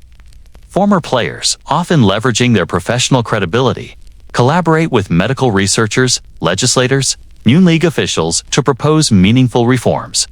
Initiatives range from improving return-to-play protocols to establishing independent oversight committees focused on long-term health outcomes. I spoke with a policy analyst who highlighted that these proposals are most effective when grounded in both scientific research and first-hand testimony. By bridging the gap between evidence and experience, player-led advocacy introduces a moral imperative to complement empirical findings, creating a dual pressure for institutions to respond. Survivor networks have also proven effective in raising public awareness. Campaigns highlighting concussion risks, chronic pain, and mental health challenges have garnered media attention, shifting public discourse from hero narratives to human cost. I interviewed a journalist who chronicled the rise of these networks, noting that visibility was critical. Publicizing stories of recovery, advocacy, and resilience reframes the conversation. Fans, media, and institutions begin to recognize that player well-being is inseparable from the sport itself, while coverage of injury and advocacy alone does not resolve systemic issues. It fosters cultural acceptance of conversations previously considered taboo. Community-based care represents a practical manifestation of hope. Clinics established by former players in partnership with medical professionals provide accessible rehabilitation, cognitive assessment, and mental health support. I visited one such clinic where athletes could undergo assessment for chronic musculoskeletal issues, receive pain management advice, and connect with mental health counselors familiar with the unique challenges of professional football. The approach emphasizes longitudinal support, monitoring progress over time rather than treating injury as an isolated event. Patients reported that this continuity of care alleviated anxiety, improved compliance with treatment protocols, and fostered a sense of accountability and belonging. The anchor story also highlights the relational dimension of recovery. Former athletes supporting each other creates a peer mentorship model that reduces isolation. I observed group sessions where participants shared experiences of injury, adaptation, and career transition. Conversations often turn to strategies for managing identity post-retirement, dealing with chronic pain, and navigating family dynamics impacted by career-induced injury. These interactions provide more than information. They cultivate resilience, reinforce accountability, and foster a culture in which seeking help is normalized rather than stigmatized. Advocacy wins, though incremental, demonstrate the power of player-led movements. Policy adoption, institutional acknowledgement of long-term risks, and incorporation of survivor testimony into league committees reflect tangible progress. I interviewed an administrator involved in policy change who emphasized that while reforms are often slow, the consistent pressure from former players, families, and medical experts ensures that issues cannot be ignored indefinitely. The combination of advocacy, research, and community engagement creates a multifaceted approach capable of influencing both culture and practice. Grassroots hope intersects with measurable outcomes. Clinics report improvements in adherence to rehabilitation programs, reduced self-medication with opioids, and earlier recognition of cognitive symptoms. Surveys of former athletes indicate that those connected to advocacy networks demonstrate higher rates of seeking mental health support and engaging with preventive care, while the culture of endurance and performance pressure persists. These interventions show that structured support and community engagement can mitigate some long-term risks. The anchor story of the advocate exemplifies this model. Lived experience drives systemic engagement, transforming personal suffering into actionable change. The advocacy movement also illuminates the role of narrative in shaping reform.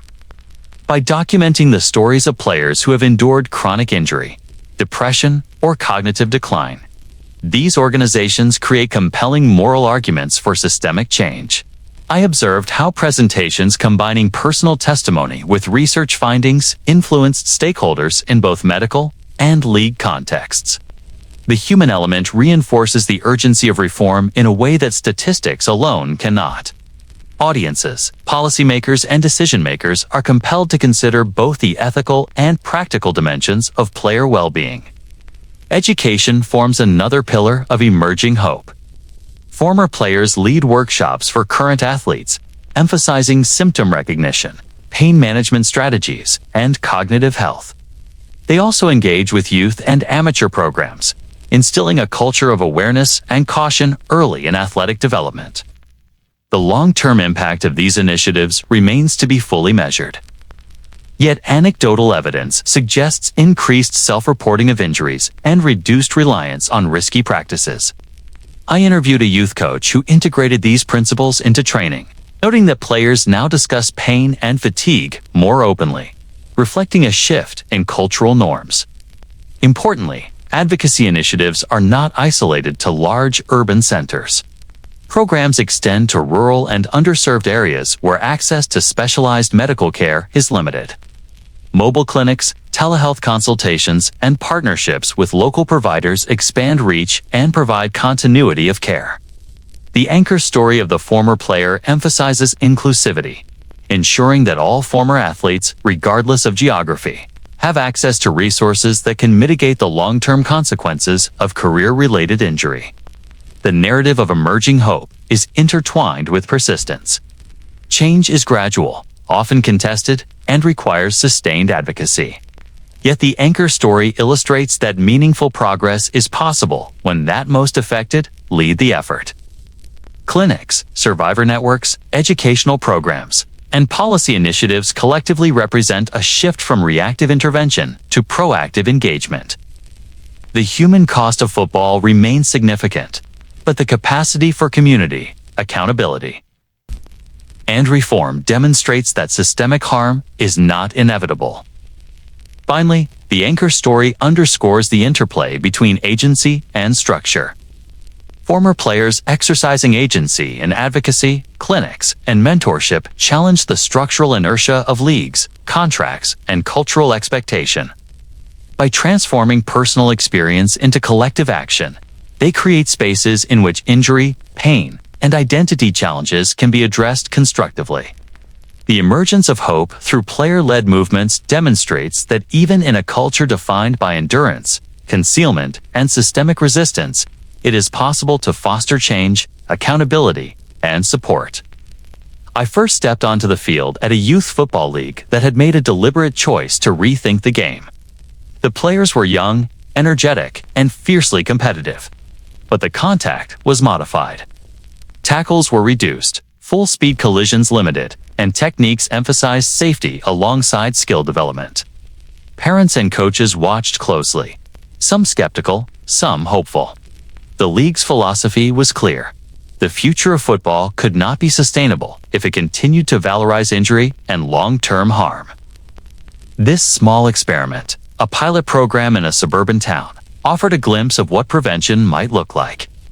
Watching the players move, celebrating successful plays without the inevitability of brutal collisions, I realized that reimagining the game requires both structural and cultural courage. Preventative futures in football demand a shift in mindset as much as methodology. Traditional models have focused on toughness, endurance, and performing through pain. While these values have long defined the sport, they carry a cumulative cost.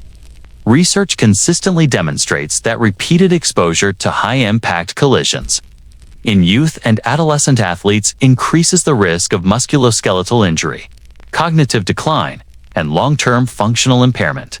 Spoke with a pediatric sports medicine physician who emphasized that early intervention, education, and rule modification are critical to mitigating these risks.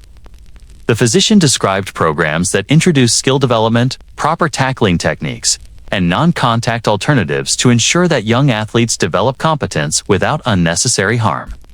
These strategies are not just about protecting bodies. They are about cultivating a culture in which safety and performance coexist. The anchor story of the Youth League highlights the practical possibilities of prevention. Coaches were trained to emphasize form over force, and referees were empowered to enforce safety-oriented rules consistently. I observed a drill where a young running back practiced evasion and agility rather than absorbing repeated hits. Players were encouraged to value strategy, spatial awareness, and teamwork. The feedback from the children was immediate. They felt more confident in their movements, less apprehensive about collisions, and more connected to the play itself. This experience illustrates that structural adjustments can shift not only injury rates, but also the experience and enjoyment of the sport. Prevention strategies extend beyond the field. Education for players, coaches, and parents forms a central pillar of reimagining the game. Workshops emphasize recognizing early signs of injury, understanding the consequences of repetitive trauma, and fostering open communication about pain and fatigue. I interviewed a parent involved in the pilot program who noted that the conversations were as transformative as the modified game itself. Children began to articulate discomfort without fear of judgment, and coaches incorporated recovery and rest as integral components of training. This holistic approach reframes the sport as a collaborative effort between physical development, cognitive awareness, and emotional support. The concept of altered game models introduces a fundamental question. Can football preserve its essence while mitigating risk? I spoke with a youth program director who acknowledged the tension. Parents and coaches often fear that reduced contact formats will dilute competition or diminish skill development. Yet evidence suggests that early specialization and excessive contact contribute disproportionately to injury without guaranteeing superior performance. Programs that emphasize controlled impact, technical proficiency, and strategic gameplay foster athleticism and cognitive skills while minimizing avoidable harm. These models offer a blueprint for sustainable football that honors tradition while acknowledging human vulnerability. Cultural shifts are as essential as structural reform. Football has long celebrated resilience under injury, valorized playing through pain, and rewarded spectacle over long-term well-being. Changing these norms requires education, narrative adjustment, and consistent reinforcement from leadership.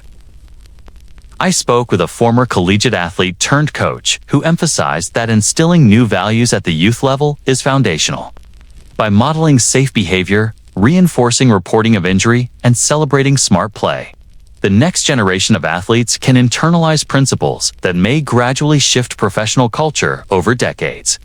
Prevention is not simply a protocol. It is a mindset transmitted through example, expectation, and reinforcement. The anchor story illustrates that innovation can thrive at the community level. While professional leagues face structural and economic pressures that complicate reform, youth programs have more flexibility to experiment. Pilot programs provide critical data on injury rates, player engagement, and skill retention. I observed coaches meticulously recording feedback, tracking physical metrics, and adapting drills to maximize both safety and learning outcomes. This iterative approach mirrors principles in public health and human performance, demonstrating that small-scale interventions can provide evidence for larger systemic change. Integration with broader healthcare strategies amplifies preventative potential. Clinics and rehabilitation centers connected to youth leagues offer early screening for musculoskeletal development, cognitive assessment, and nutritional counseling. I spoke with a pediatric neurologist who emphasized that early detection of imbalance, weakness, or concussion symptoms can prevent cascading injury patterns later in athletic careers. By linking preventative practices on the field with medical oversight, the likelihood of long-term harm decreases. The anchor story of the league demonstrates that reimagining football is not limited to rules, but encompasses the full ecosystem of athlete support. Policy implications of preventative models are significant. Advocates argue that state and national youth sport governing bodies should codify contact limitations, standardize training protocols, and mandatory education for coaches and parents. I interviewed a policy expert who noted that the institutionalization of such measures would require collaboration, funding, and oversight, but could dramatically reduce injury prevalence. Beyond injury prevention, policy could reinforce cultural norms that prioritize safety, transforming football from a higher-risk rite of passage into a developmentally appropriate sport for young athletes. Long-term cultural shifts are intertwined with measurable outcomes. Pilot programs tracking injury incidents, player satisfaction, and skill acquisition provide empirical evidence to guide future decision-making. I observed researchers collecting longitudinal data on players in reduced contact leagues, examining both physical and cognitive metrics. Preliminary results indicate lower injury rates, improved retention, and enhanced skill acquisition compared to traditional full-contact models. These findings suggest that the future of football need not sacrifice competitiveness for safety. Instead, careful design, evidence-based intervention, and cultural alignment can achieve both objectives. The anchor story also raises questions about identity and expectation.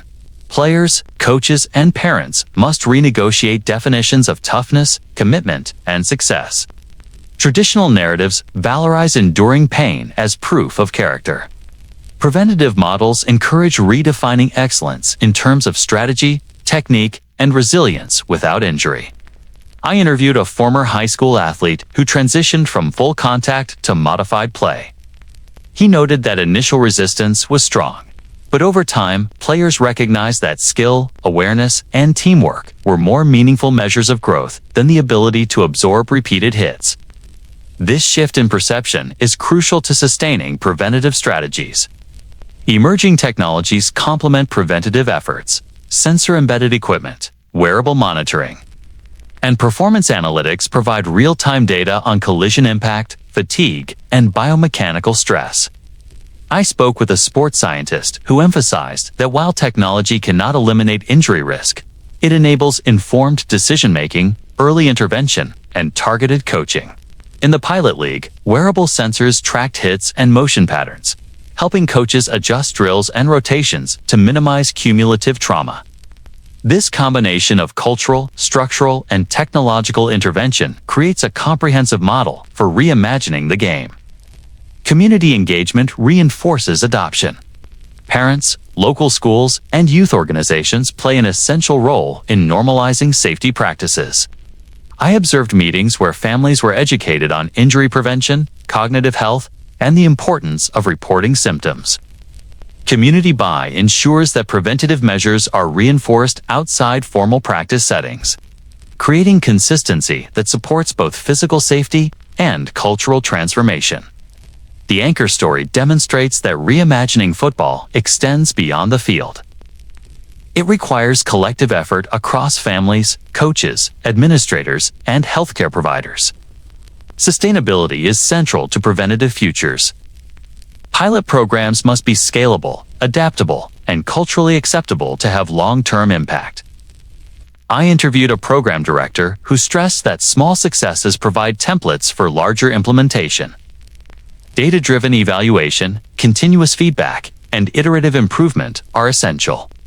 By documenting both qualitative and quantitative outcomes, preventative models can influence not only youth leagues, but also broader policy discussions and professional practice standards. The anchor story underscores that prevention is proactive rather than reactive. Instead of responding to injury after the fact, youth leagues are designing environments that reduce risk, educate participants, and cultivate long-term well-being. This approach challenges decades of entrenched norms that equate toughness with injury tolerance. By redefining success, safety, and achievement, these programs demonstrate that football can evolve without abandoning its core identity. The game is preserved, but the human cost is mitigated. The narrative of preventative futures is also one of hope, grounded in evidence. Watching the players on the modified field, I saw joy, engagement, and competition, balanced with safety and care. Coaches emphasized skill, strategy, and teamwork. Parents expressed relief that their children were learning resilience without exposure to unnecessary harm. Data collection confirmed reduced impact exposure and early improvements in skill retention. This convergence of human experience and empirical evidence illustrates that prevention is achievable, measurable, and sustainable. Ultimately, reimagining football for the future is both a technical and cultural project. Structural adjustments, educational programs, community engagement, and technology are all necessary components. Equally important is the reframing of identity, expectation, and reward within the sport. The anchor story of the Youth League demonstrates that the next generation, Baileys, can experience football in a way that preserves excitement and challenge while minimizing long-term harm. Prevention is not passive. It is a deliberate, evidence-informed, and culturally attuned strategy. I first met the family on a gray autumn afternoon, seated in a modest living room filled with photographs, football memorabilia, and the quiet weight of history. Their son had been a promising athlete, whose career in professional football ended not with a championship or celebration, but with chronic injury, cognitive decline, and a sense of loss that stretched into every corner of their lives. The family had already engaged with legal processes, settlements that provided some financial relief, but they wanted more. They wanted truth, they wanted recognition, and they wanted structural change that would prevent others from enduring the same fate. They spoke candidly about the isolation, the frustration, and the moral questions that linger long after the final whistle. Their story framed the broader question at the heart of this chapter. What does justice look like when the cost of a game is measured in human lives and long-term suffering? Restitution, in this context, must extend beyond monetary settlements. Financial compensation addresses immediate needs such as medical care, rehabilitation, and daily living expenses. Yet families repeatedly emphasize that these are partial measures. True justice, they argue, includes acknowledgement of harm. Systemic reforms to prevent recurrence and policies that embed long-term accountability into the sport. I spoke with a healthcare policy expert who highlighted that restitution models in sports are increasingly incorporating multi-layered approaches. These frameworks combine compensation with preventive interventions, structured healthcare access, and ongoing monitoring. This dual approach recognizes the immediate material costs while addressing the broader cultural and institutional factors that contributed to harm. The anchor story illuminates how these principles play out in practice. The family advocated for independent oversight committees to monitor league policies related to injury, healthcare, and post-career support. They engaged with medical researchers, journalists, and former athletes to document the trajectory of harm and to propose actionable reforms. Their efforts reflect a growing movement among affected families who refuse to treat settlements as endpoints. Instead, they see them as starting points for dialogue, accountability, and systemic change. I was struck by the clarity of their moral imperative. They were not motivated by grievance alone. They sought to shift the culture, ensuring that future generations of players would have access to safety, care, and recognition that they had been denied. One critical aspect of responsibility lies in structural reform. Policies governing healthcare, pensions, and safety protocols have historically lagged behind the evolving understanding of injury and long-term consequences. I interviewed a policy analyst who explained that integrating structural reforms requires collaboration between leagues, medical experts, insurance providers, and government agencies. Reforms can include mandatory health screenings, lifetime healthcare provisions for former athletes, and standardized safety protocols from youth leagues to professional levels. The family in the anchor story emphasized that these measures are not charity, but a moral obligation. They argued that the sport thrives on the dedication and risk of its players, and thus the institutions overseeing it must bear responsibility for long-term outcomes. Restitution models also intersect with advocacy and education. Families, former players, and survivor networks increasingly collaborate to create awareness campaigns, workshops, and policy proposals. These initiatives extend the impact of individual cases, translating personal suffering into public accountability. I observed a planning session where families and advocates mapped strategies to influence legislation, professional league policies, and public awareness. The emphasis was on sustainability and systemic change rather than episodic attention.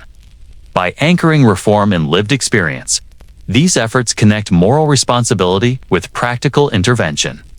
The anchor story also reveals the emotional dimensions of seeking justice. Families describe a complex mixture of grief, anger, and hope.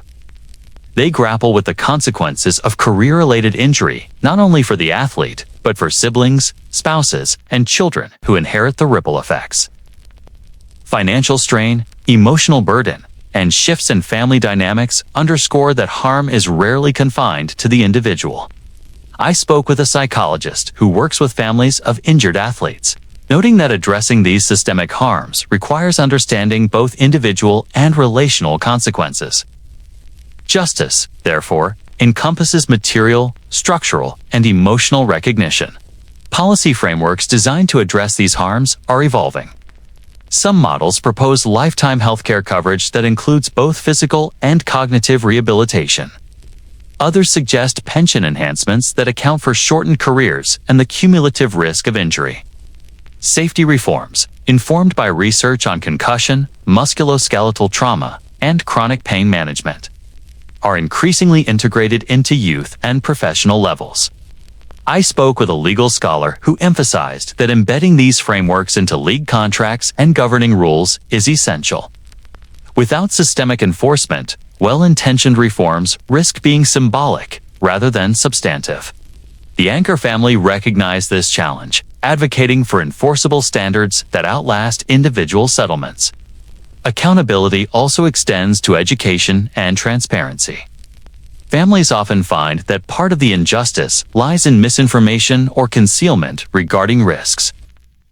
Players and their loved ones are rarely fully informed of the long-term consequences of repeated injury, pain management protocols, or cognitive decline.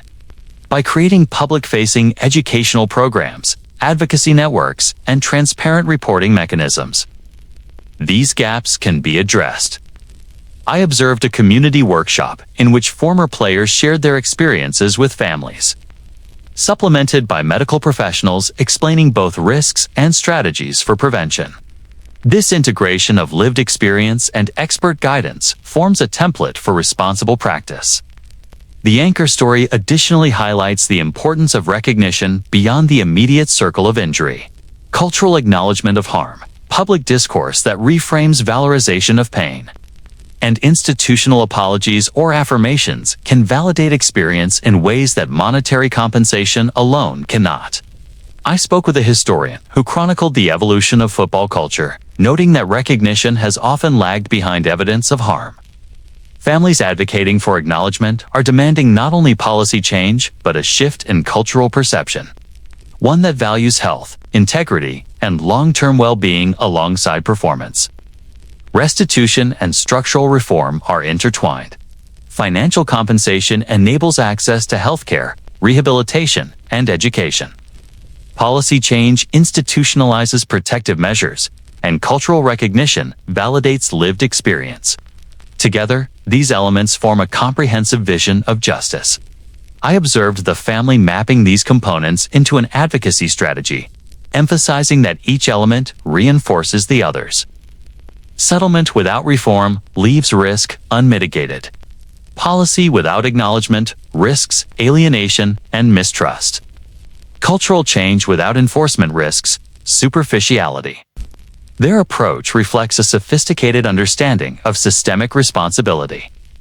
The anchor story also raises questions about moral obligation and the distribution of accountability. Teams, owners, league administrators, medical staff, and fans all contribute, directly or indirectly, to the environment in which injury occurs and persists. Families seeking justice confront these layers, advocating for collective recognition of responsibility. I spoke with a former player who had experienced chronic injury and cognitive decline. He emphasized that settlements were only meaningful when accompanied by meaningful reform. Without systemic intervention, the costs of the game are transferred repeatedly to the next generation. Justice, therefore, is both retrospective and prospective.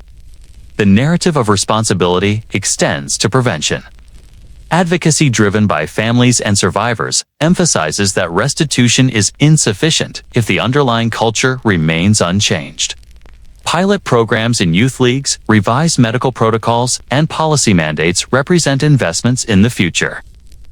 I visited a legislative hearing where families testified, proposing comprehensive frameworks for long-term healthcare coverage, injury monitoring, and accountability measures.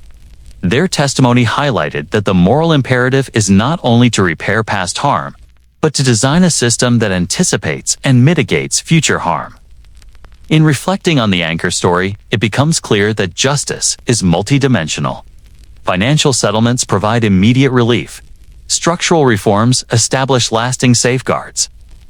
And cultural recognition validates experience and shifts perception. Each component addresses a distinct aspect of harm. The family emphasized that these elements are inseparable. Partial measures risk perpetuating cycles of injury and neglect. Comprehensive frameworks create conditions in which players, families, and communities can navigate football with awareness, protection, and dignity. Finally, the anchor story frames the central moral question that underlies this entire documentary. Football thrives on sacrifice, endurance, and spectacle. Yet the costs of these qualities are real, measurable, and deeply human. Families seeking justice are asking whether the culture that has normalized risk can be rebalanced. Whether institutional, economic, and cultural forces can be aligned with ethical responsibility, and whether the game can retain its essence while protecting those who play it. This question echoes through every aspect of the sport, from youth leagues to professional stadiums, and challenges players, families, institutions, and fans alike to reconsider the definition of victory, success, and value. I return to the story of the running back I had first met at the outset of this series. The final season had left him physically diminished, mentally fragmented, and estranged from the life he had once imagined. When I first entered that room, the echo of stadiums, the roar of crowds, and the adrenaline of game day had been replaced by a profound stillness. Every object in the apartment seemed to speak of absence, the trophies gathering dust, the helmet carefully placed on a shelf, the playbooks that had once been memorized with obsessive devotion now stacked untouched. He had walked onto the field as a force of nature, a young man defined by speed, strength, and unyielding resolve. He had walked off as a cautionary tale, a living record of what happens when a culture asks men to endure pain without question. Revisiting him now, I sensed both closure and ongoing tension. His body bore scars that would not fade, and his mind held memories that flickered in fragments. Sometimes vivid, sometimes hazy, sometimes unbearably haunting. His story, however, was not merely personal. It exemplified the interplay between individual choice, cultural expectation, and institutional responsibility. I asked him how he viewed the decisions he had made and the system that had encouraged them. He paused and then said that he understood the context of his career, but still felt the weight of consequences that could not be mitigated. He described the moment when the final whistle blew, when he realized that he would never return to the version of himself that had left the locker room at the start of the season. That realization, he said, was the culmination of countless micro-decisions. From ignoring early symptoms to trusting medical assurances that prioritized immediate performance over long-term health. Every injection, every overlooked concussion, every game played through pain had compounded into a single trajectory with no reversal. I explored how institutions had codified this culture of endurance. Teams, leagues, and governing bodies had historically rewarded performance while downplaying the cost. I spoke with a former team physician who admitted that during the athlete's career, protocols emphasized rapid return to play rather than holistic care. He described pressure from management, agents, and even fans to prioritize availability over well-being. It was not an isolated failure, but part of a larger system in which incentives, both economic and reputational, encouraged concealment of injury and tolerance of pain. In the context of the final season, these pressures became unavoidable. The athlete internalized the expectation that showing vulnerability equated to weakness, that speaking up could jeopardize career prospects, and that perseverance was synonymous with virtue. The athlete's narrative also highlighted the psychological toll of enduring systemic pressures. I spoke with a sports psychologist who has worked with former players, noting that identity fusion, the merging of personal worth with athletic performance, amplifies the consequences of injury. For this running back, each missed play, each compromised stride, each blurred memory reinforced a sense of failure and loss. He described nights when pain prevented sleep, mornings when reflection brought anxiety, and days when cognitive fog eroded confidence in simple tasks. The final season for him was both literal and metaphorical, the conclusion of athletic identity and the beginning of prolonged personal reckoning.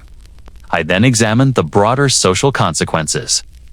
Family members spoke of watching a man they loved transform under the weight of unrelenting expectation. Relationships were strained, communication faltered, and emotional support networks were tested. The athlete's spouse reflected on the challenge of navigating both his physical limitations and emotional volatility. Children sensed tension they could not articulate. Parents grappled with guilt and helplessness. These ripple effects reinforced that the final season's impact extended far beyond the field, infiltrating domestic spaces and shaping interpersonal dynamics for years to come. Medical narratives intertwined with cultural ones. I reviewed the treatments that had facilitated continued play, pain-masking injections, analgesics, and aggressive rehabilitation schedules. Each intervention offered temporary relief but contributed to long-term impairment. The athlete spoke candidly about dependency on medications and the tension between immediate functionality and lasting health. Interviews with former team medical staff revealed an internal struggle between professional ethics and organizational expectation. Trainers and physicians often found themselves caught between patient care and loyalty to the team, a conflict that magnified harm and obscured responsibility. I also explored the role of accountability. The athlete articulated that personal responsibility could not be disentangled from institutional compacts.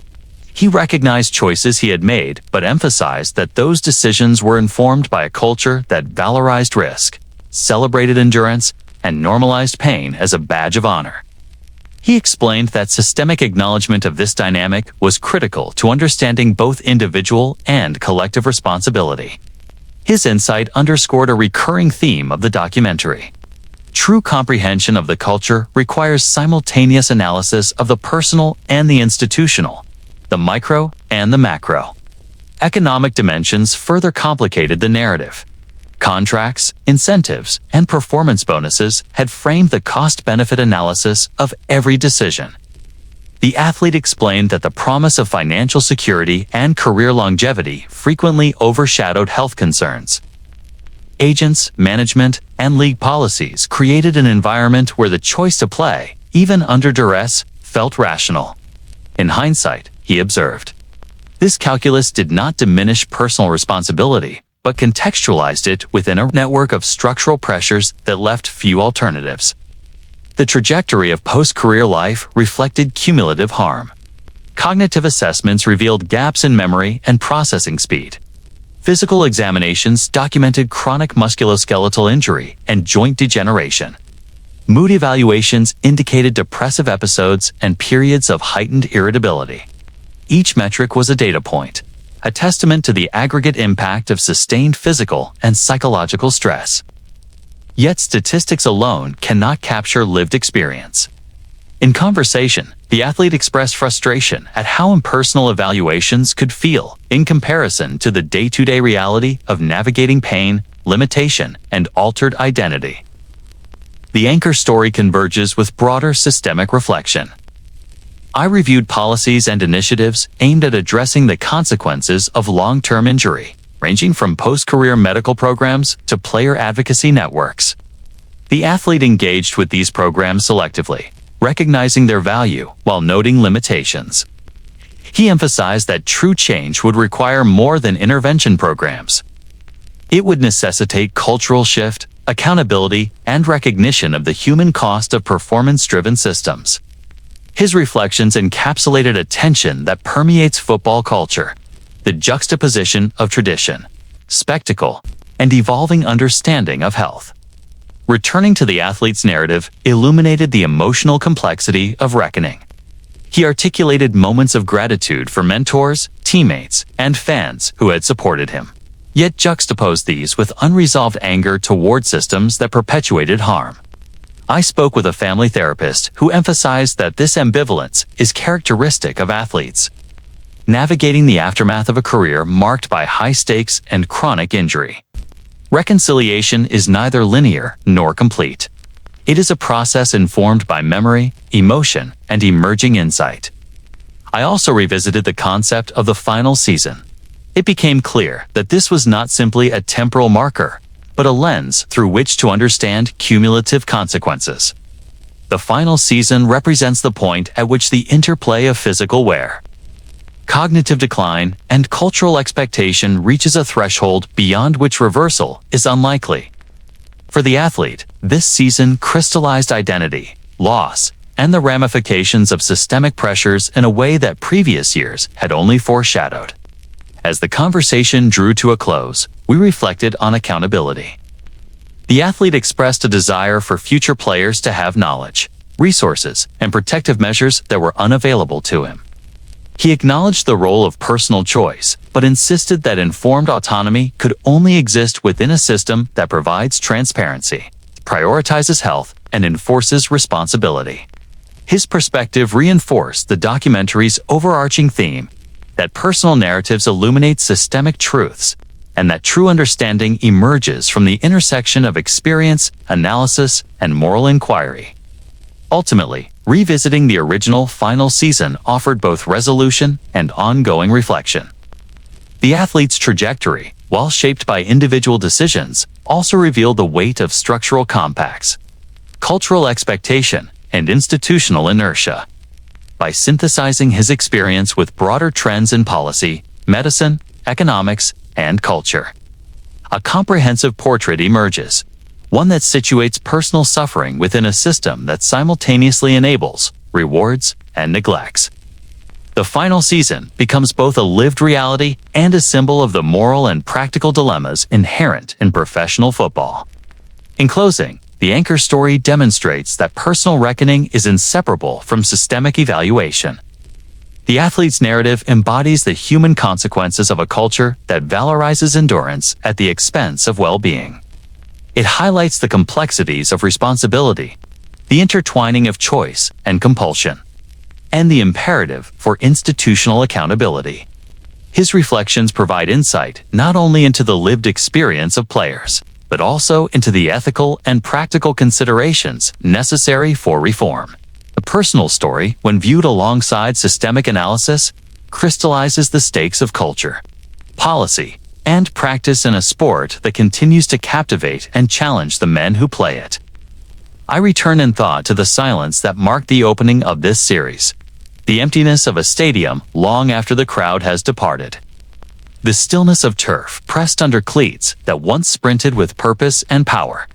The smell of liniment, sweat, and grass lingers in memory, as if the echoes of 1,000 games continue to resonate in unseen ways. It is in that silence, that pause, that reflection begins, and the reality of the culture we have examined comes sharply into focus. Over the course of this journey, I have traced the contours of a system that elevates spectacle above safety, performance above preservation, and tradition above compassion.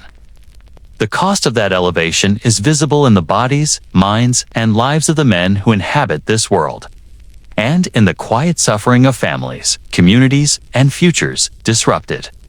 Across the 20 batches of investigation, certain patterns crystallized. Pain has been normalized from youth leagues to the professional stage. From the earliest days of organized football, coaches and mentors transmitted a creed that valorizes endurance, tolerates injury, and equates suffering with character. I saw how young athletes internalized this ethos, how they conditioned themselves and their bodies to accept risk as part of identity, and how early exposure to contact and repetitive strain establishes trajectories that are difficult to reverse. The stories of coaches encouraging specialization at 12, of adolescents pushed to play through concussions and sprains reveal that the pipeline of harm begins long before the bright lights and television contracts of the professional ranks. Medical oversight, which might have served as a protective counterbalance, often operated within the same culture. Trainers and physicians faced persistent tension between ethical obligation, protect players, and institutional pressures to return athletes to the field. Across decades, these pressures manifested in pain-masking strategies, repeated clearance of injured players, and the prioritization of immediate availability over long-term health. In my conversations with former staff, the conflict was framed as a moral dilemma, but the outcome was often the same. Cumulative harm that went largely unexamined at the time, leaving players to navigate consequences. Without sufficient guidance or support, economic incentives reinforced and amplified these pressures.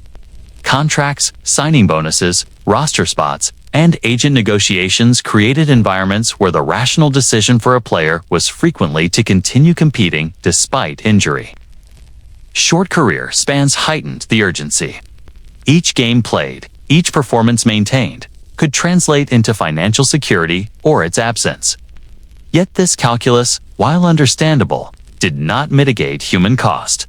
Careers ended prematurely, bodies broke down, and cognitive and emotional challenges emerged in ways that no contract could fully address. The intersection of economics and culture, of expectation and reward, became a crucible in which decisions about health were never purely individual. The psychological consequences were as significant as the physical. Identity became inextricably linked to performance. Masculinity, self-worth, and social belonging were bound to the ability to endure and to contribute. I spoke with players who described nights filled with anxiety, mornings clouded by foggy cognition, and a pervasive sense of incompleteness when the final season arrived. Depression, chronic stress, and in some cases suicidal ideation were not anomalies but predictable outcomes in a system that discourages vulnerability while simultaneously demanding it. The mental health toll, often invisible to the public, mirrors the visible erosion of mobility and bodily integrity. Both are consequences of a culture that prizes spectacle over care. Families bore an equal portion of burden. Spouses, parents, and children navigated relationships transformed by chronic injury, mood, instability, and addiction. Financial strain often compounded emotional distress. Eyewitness narratives of spouses managing medication dependency, of children attempting to comprehend altered behavior, and of parents grappling with guilt and helplessness. These lived experiences remind us that the final season, the cultural norms and systemic pressures extend far beyond the field. They permeate domestic and social structures, creating ripple effects that persist across generations. Youth sport reform emerged as a critical thread in the narrative. Initiatives that reduce contact, emphasize skill development over early specialization, and prioritize health education represent attempts to break the cycle. The stories of leagues experimenting with alternative formats illustrate that change is possible when culture, policy, and education converge. But these interventions require sustained commitment, monitoring, and buy-in from stakeholders at every level. They also reveal the limitations of technological or rule-based solutions when culture continues to valorize risk. Equipment alone cannot counterbalance entrenched expectations. I also explored cross-sport and international perspectives. Rugby, Australian rules football, and other high-contact sports provide a comparative lens.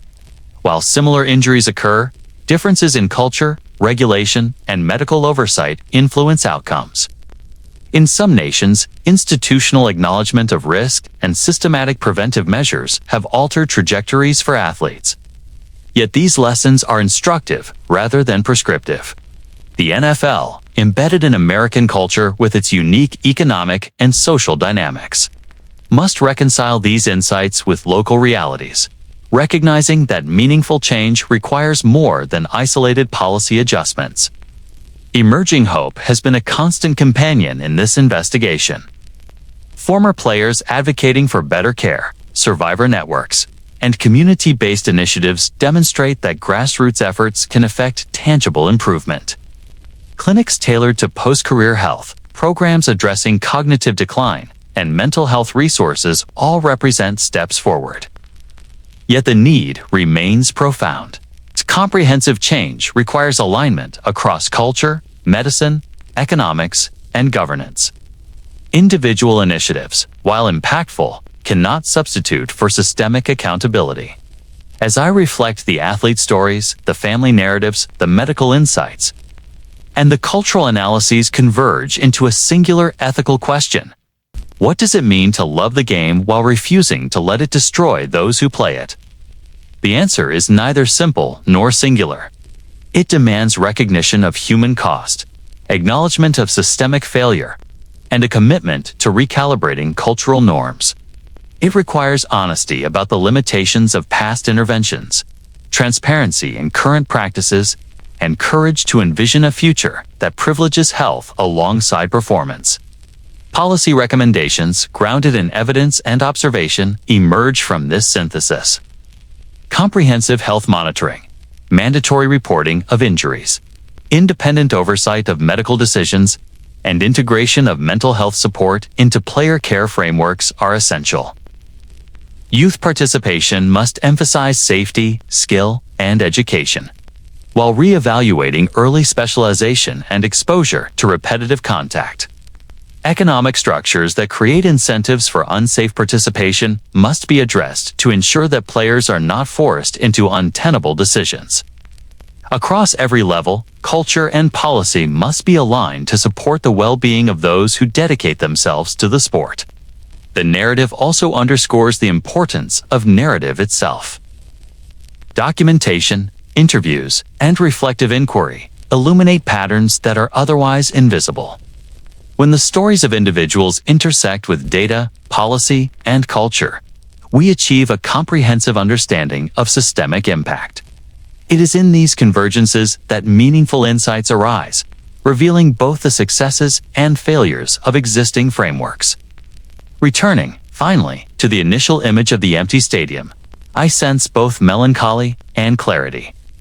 The silence, the helmet on the shelf, the absence of applause, all serve as reminders of the stakes at play. Men have walked onto the field, entrusted with immense physical and psychological labor, and in many cases left the game diminished. Their experiences compel examination, reflection, and action not in a prescriptive sense, but in the moral imperative to understand and acknowledge. The lessons of pain, endurance, identity, and loss resonate beyond football, informing our broader understanding of how culture, expectation, and institutional responsibility intersect to shape human lives. In conclusion, this series has traced the arc from youth leagues to professional stadiums, from cultural mythologies of toughness to medical, psychological, and economic realities. It has documented how systems, incentives, and norms converge to create enduring consequences. It has traced individual stories of resilience and suffering, highlighting the interplay between personal choice and structural pressures. And it has examined the possibilities for change while acknowledging the complexity of altering deeply entrenched practices. What remains is reflection. Loving the game is compatible with protecting those who play it. Recognizing human cost is not a rejection of sport, but a commitment to ethical engagement. Accountability is not a limitation on competition, but a framework for sustainable participation. And understanding the consequences of systemic failure is not despair, but a call to clarity, compassion, and ongoing inquiry. These lessons endure, shaping the future of football. The welfare of players, and the ethical responsibility of all who participate in and observe the sport. The final whistle has blown on this narrative, and in the quiet, we are left to reckon with both the glory and the cost, the spectacle and the human price. To love the game is to acknowledge every dimension of what it asks from those who step onto the field, and to carry forward a commitment that neither tradition nor entertainment should outweigh health, dignity, and life itself. The culture of pain, once unexamined, must now be understood, contextualized, and carried as a cautionary legacy for those who follow.